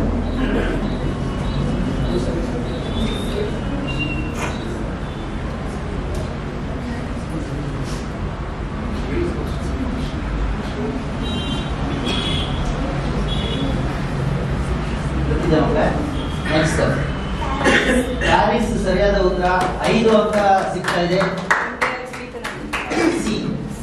ಸಿಗೆ 5 ಅಂಕ. ಓಕೆ, ಈಗ ನೇರವಾದ ಪ್ರಶ್ನೆ, ಮೂರನೇ ಕ್ವಶನ್ ಸಿ, ಟೀಮ್ ಸಿಗೆ. Who is the head of scientific advisory council of prime minister of India? ಪ್ರಧಾನಮಂತ್ರಿಗಳಿಗೆ ಸೈಂಟಿಫಿಕ್ ಅಡ್ವೈಸರಿ ಕೌನ್ಸಿಲ್ ಅಂತ ಒಬ್ಬ ವ್ಯಕ್ತಿ ಇರ್ತಾರೆ, ಸೈಂಟಿಸ್ಟ್. ಅವ್ರ ಹೆಸರನ್ನ ಹೇಳಬೇಕು. ವೈಜ್ಞಾನಿಕ ಸಲಹೆಗಾರರು.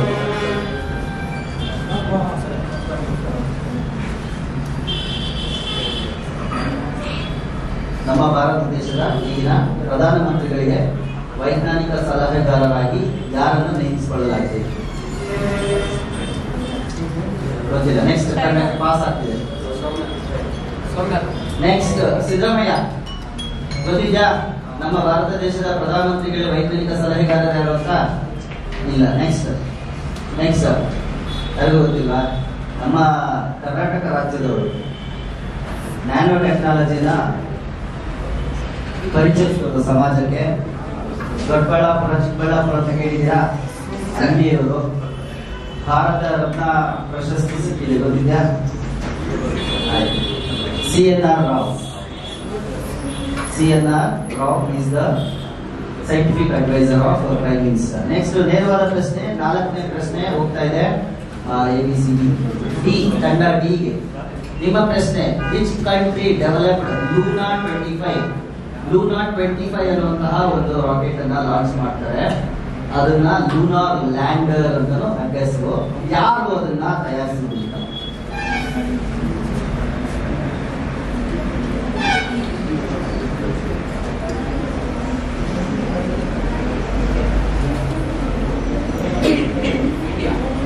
Wrong answer. Siddaramaiah. Luna 25, Luna 25 ಅಂತ ಒಂದು ರಾಕೆಟ್ ನ ಸ್ಯಾಟಲೈಟ್ ನ ಲಾಂಚ್ ಮಾಡಿದ ಯಾವ ದೇಶ ಅಂತ ಗೊತ್ತಿಲ್ಲ?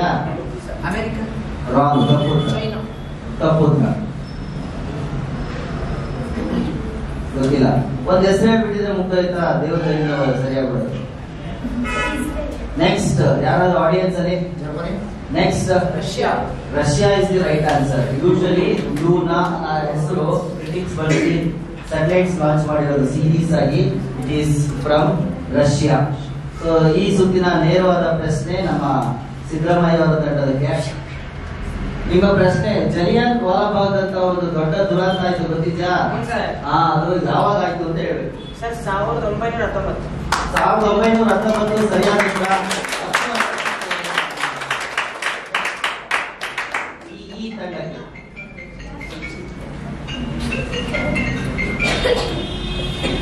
ಓಕೆ. ನೆಕ್ಸ್ಟ್ ಮೊದಲನೇ ಸುತ್ತು ಮುಗ್ದೋಗಿದೆ, ನಾವು ಎರಡನೇ ಸುತ್ತಿಗೆ ಹೋಗೋಣ. ಸೊ ಸೆಕೆಂಡ್ ರೌಂಡ್ ಏನಿದೆ, ಕ್ಯಾನ್ ಯು ಐಡೆಂಟಿಫೈ ನಮ್ಮನ್ನ ನೀವು ಗುರುತಿಸಬಹುದಾ?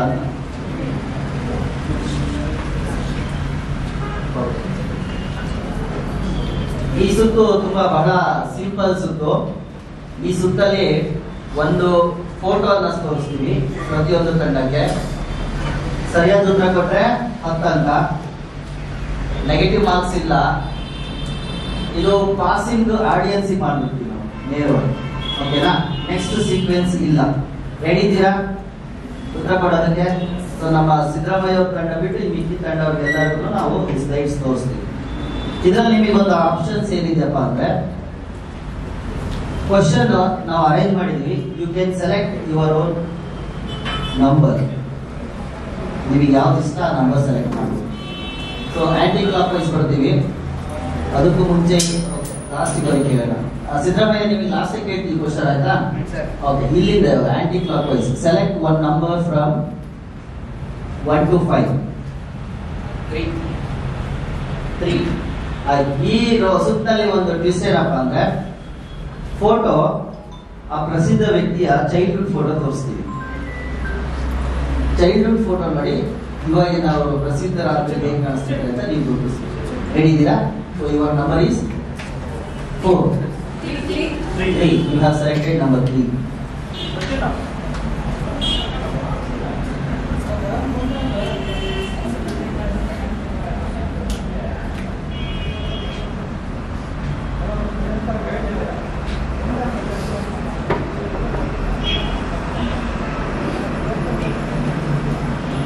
Identify this great person.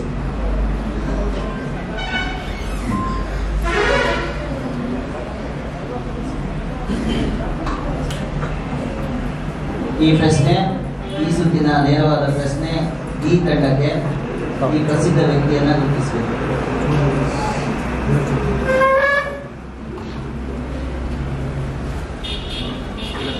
ಇದಕ್ಕೂ 30 seconds ಟೈಮ್ ಸರ್. ಹಾ, ಎಲ್ಲದಕ್ಕೂ ನೇರವಾದ ಪ್ರಶ್ನೆ.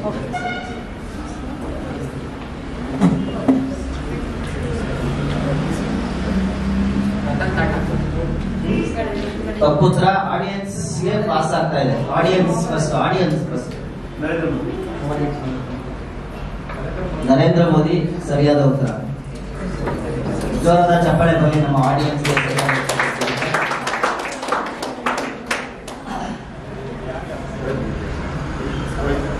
ನೆಕ್ಸ್ಟ್ ಮುಂದಿನ ಆಯ್ಕೆ ಸಿ ತಂಡದಿಂದ. ಅವರು ಸೆಲೆಕ್ಟ್ ಮಾಡಿರೋ ಬಿಟ್ಟು ಬೇರೆ ನಂಬರ್ 2. ನಿಮ್ಮ ನೇರವಾದ ಪ್ರಶ್ನೆ, ಈ ಪ್ರಸಿದ್ಧ ವ್ಯಕ್ತಿಯನ್ನ ಗುರುತಿಸಿ.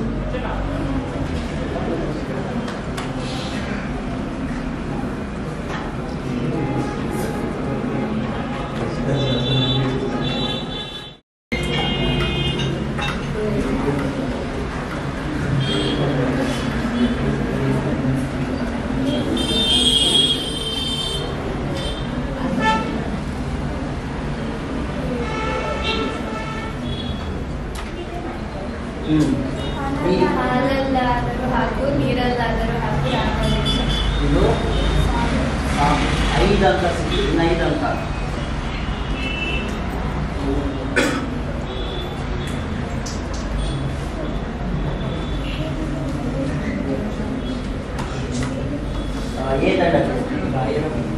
ನೆಕ್ಸ್ಟ್ ಸಿದ್ದರಾಮಯ್ಯ, ಈಗೊಂದು ಹಾಡು ತೋರಿಸಿದ್ವಿ.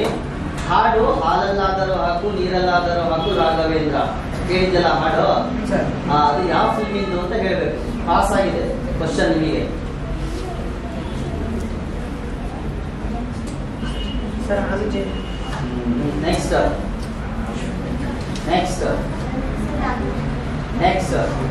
ಯಾರು ಆಡಿಯನ್ಸ್ ಅಲ್ಲಿ ದೇವತಾ ಮನುಷ್ಯ ಸರಿಯಾದ ಉತ್ತರ. ನಮ್ಮ ಪಾಲಿನ ದೇವತಾ ಮನುಷ್ಯ ಸಚಿನ್ ಅವರು ಸರಿಯಾದ ಉತ್ತರಿಸಿದ್ದಾರೆ.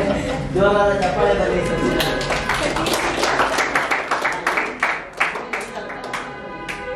ನೆಕ್ಸ್ಟ್ ನೇರವಾದ ಪ್ರಶ್ನೆ ಎ ತಂಡಕ್ಕೆ ನೇರವಾದ ಪ್ರಶ್ನೆ.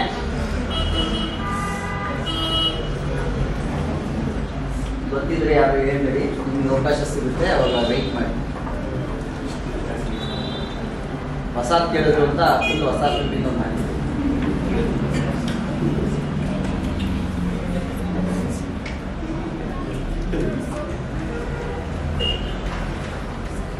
ಗೊತ್ತಿಲ್ಲ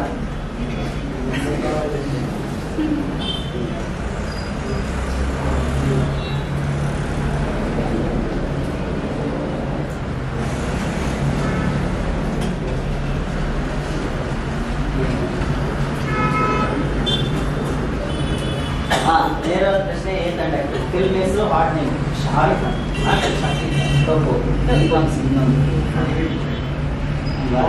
ನೆಕ್ಸ್ಟ್ ಈ ಪ್ರಶ್ನೆ ಗೊತ್ತಾಗ್ತಿಲ್ಲ. ನಂಗೆ ನೀನು ಬೇಕಪ್ಪ. ಸಾಂಗ್ ಸರಿಯಾಗಿ 5 ಮಾರ್ಕ್ಸ್. Very good. ಪಾಸಿಂಗಿಗೆ ಕಡಿಮೆ ಪಾಸ್ ಆಗಿದೆ. ನೆಕ್ಸ್ಟ್ ಫಿಲ್ಮ್ ನೇಮ್ ಹೇಳಿದ್ರೆ 5 ಮಾರ್ಕ್ಸ್. ಫಿಲ್ಮ್ ನೇಮ್ ಹೇಳಿದ್ರೆ 5 ಮಾರ್ಕ್ಸ್. ಒಂದು ಹೇಳ್ಬೇಕು ಹೆಸರು. 2.5 ಮಾರ್ಕ್ಸ್ ಇದೆ. ಯಾವ ಮೂವಿ ಹೆಸರು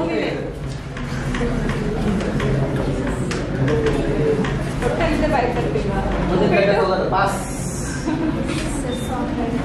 ಸಾಂಗ್ ಅವ್ರು ಹೇಳಂತಾರೆ 2.5 ಮಾರ್ಕ್ಸ್ ಇದ್ದಾರೆ. ನೆಕ್ಸ್ಟ್ ಗೊತ್ತಿಲ್ಲ, ನಿಮಗೆ ಗೊತ್ತಾ? ಇವರು ಸಿದ್ದರಾಮಯ್ಯ ಪಾಸ್ ಆಗಿದೆ ಒಂದು ಕ್ವಶನ್. ಹಾಡು ಅಪ್ಪ ಅಪ್ಪ ನನಗೆ ನೀನು ಬೇಕಪ್ಪ, ಇದು ಯಾವ ಮೂವಿ ಅಂತ ನೀವು ಹೇಳಬೇಕಪ್ಪ. ಗೊತ್ತಿಲ್ವಾ? ಆಡಿಯನ್ಸ್ ಮನೆ ದೇವರು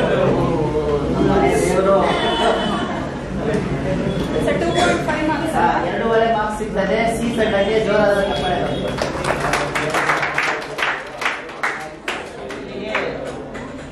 6 ಸುತ್ತುಗಳು ಮುಕ್ತಾಯ ಆಗಿದೆ. 7ನೇ ಸುತ್ತು 7ನೇ ಸುತ್ತು ಕನ್ನಡ ಭಾಷೆಯ ಸುತ್ತು. ಏನು ಗೊತ್ತಿಲ್ಲ ನೋಡಿಲ್ಲ. 10 ಪ್ರಶ್ನೆ ಇದಾವೆ. 10ರಲ್ಲಿ ಒಂದು 5 ಪ್ರಶ್ನೆ 1 to 6 ಅನ್ಸುತ್ತೆ. ಆಕ್ಚುಲಿ 1 to 5 ಅಥವಾ 1 to 6 ಇದು ಕನ್ನಡ ಸಾಹಿತಿಗಳ ಬಗ್ಗೆ ಇರುವಂತ ಪ್ರಶ್ನೆಗಳು. 7 to 10 ಅಥವಾ 6 to 10 ಇರುತ್ತೆ. ಕನ್ನಡದ ಸಂಬಂಧಪಟ್ಟ ಪ್ರಶ್ನೆ ಇರುತ್ತೆ. ಪ್ರತಿಯೊಂದು ತಂಡಕ್ಕೆ ಒಂದೊಂದೇ ಪ್ರಶ್ನೆ ಇರುತ್ತೆ. ಆದ್ರೆ ನೀವು ಇದರಲ್ಲಿ 10 ಪ್ರಶ್ನೆ ಒಂದು ಪ್ರಶ್ನೆ ಆಯ್ಕೆ ಮಾಡೋದು. ಮಿಕ್ಕಿದ ತಂಡವರು ಉಳಿದ ಪ್ರಶ್ನೆಗಳಲ್ಲಿ ಒಂದು ಪ್ರಶ್ನೆನ ಆಯ್ಕೆ ಮಾಡ್ಬೋದು. ಆಂಟಿ ಕ್ಲಾಕ್ ವೈಸ್ ಬಂದಿದ್ವಿ, ಈಗ ಆಂಟಿ ಕ್ಲಾಕ್ ವೈಸ್ ಬರ್ತೀವಿ. ಶಾಲೆಯ ವಿದ್ಯಾರ್ಥಿಗಳು ಸ್ಟಾರ್ಟ್ ಮಾಡೋಣ.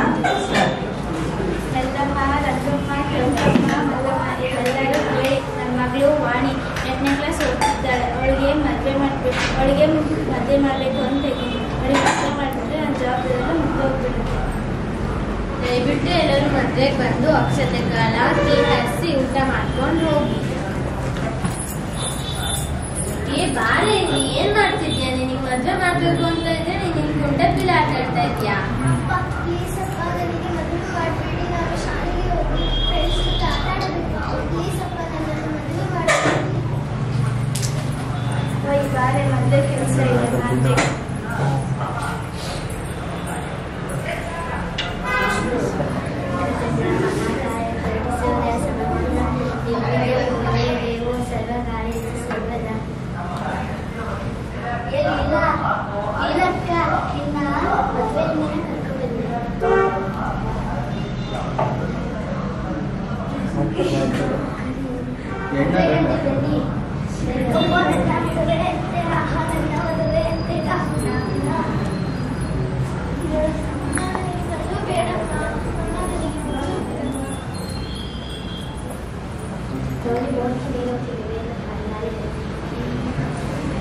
ನಿಲ್ಸಿ.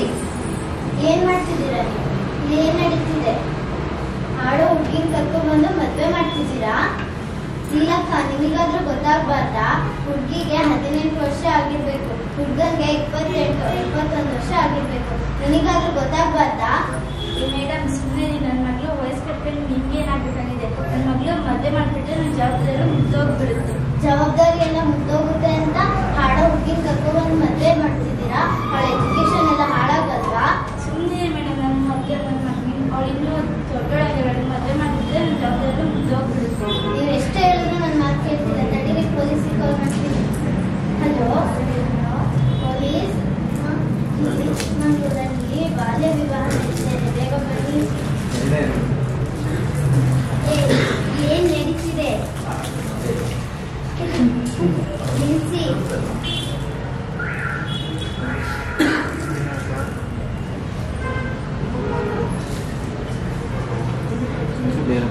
ಹುಡುಗಿಗೆ 18 ವರ್ಷ ಆಗಿರ್ಬೇಕು, ಹುಡುಗನಿಗೆ 21 ವರ್ಷ ಆಗಿರ್ಬೇಕು. ಗೊತ್ತಿಲ್ವಾ? ಸ್ವಲ್ಪ ಸುಮ್ಮನೆ ನೀವು ನನ್ನ ಮಗಳಿಗೆ ನಾನು ಮದುವೆ ಮಾಡಿಬಿಟ್ರೆ ನನ್ನ ಜವಾಬ್ದಾರಿ ಮುಗ್ದೋಗ್ಬಿಟ್ಟು ಮದುವೆ ಮಾಡಬೇಕು. ಹಣ ಮೀರಿ ಏನಾದರೂ ಮದುವೆ ಮಾಡಿದ್ರೆ 10 ವರ್ಷ ಜೈಲಲ್ಲಿ ಇರ್ಬೇಕಾಗುತ್ತೆ. ಅಯ್ಯೋ ಕ್ಷಮಿಸಿ ಪೊಲೀಸಪ್ಪ, ನಾನು ಮಗಳಿಗೆ ಮದುವೆ ಮಾಡಲ್ಲ. ಅವಳಿಗೆ ಒಳ್ಳೆ ವಿದ್ಯಾಭ್ಯಾಸ ಕೊಟ್ಟು ಒಳ್ಳೆ ವ್ಯಕ್ತಿಯನ್ನ ಮಾಡ್ತೀನಿ. ಅಯ್ಯೋ, ನನ್ನ ಮದುವೆ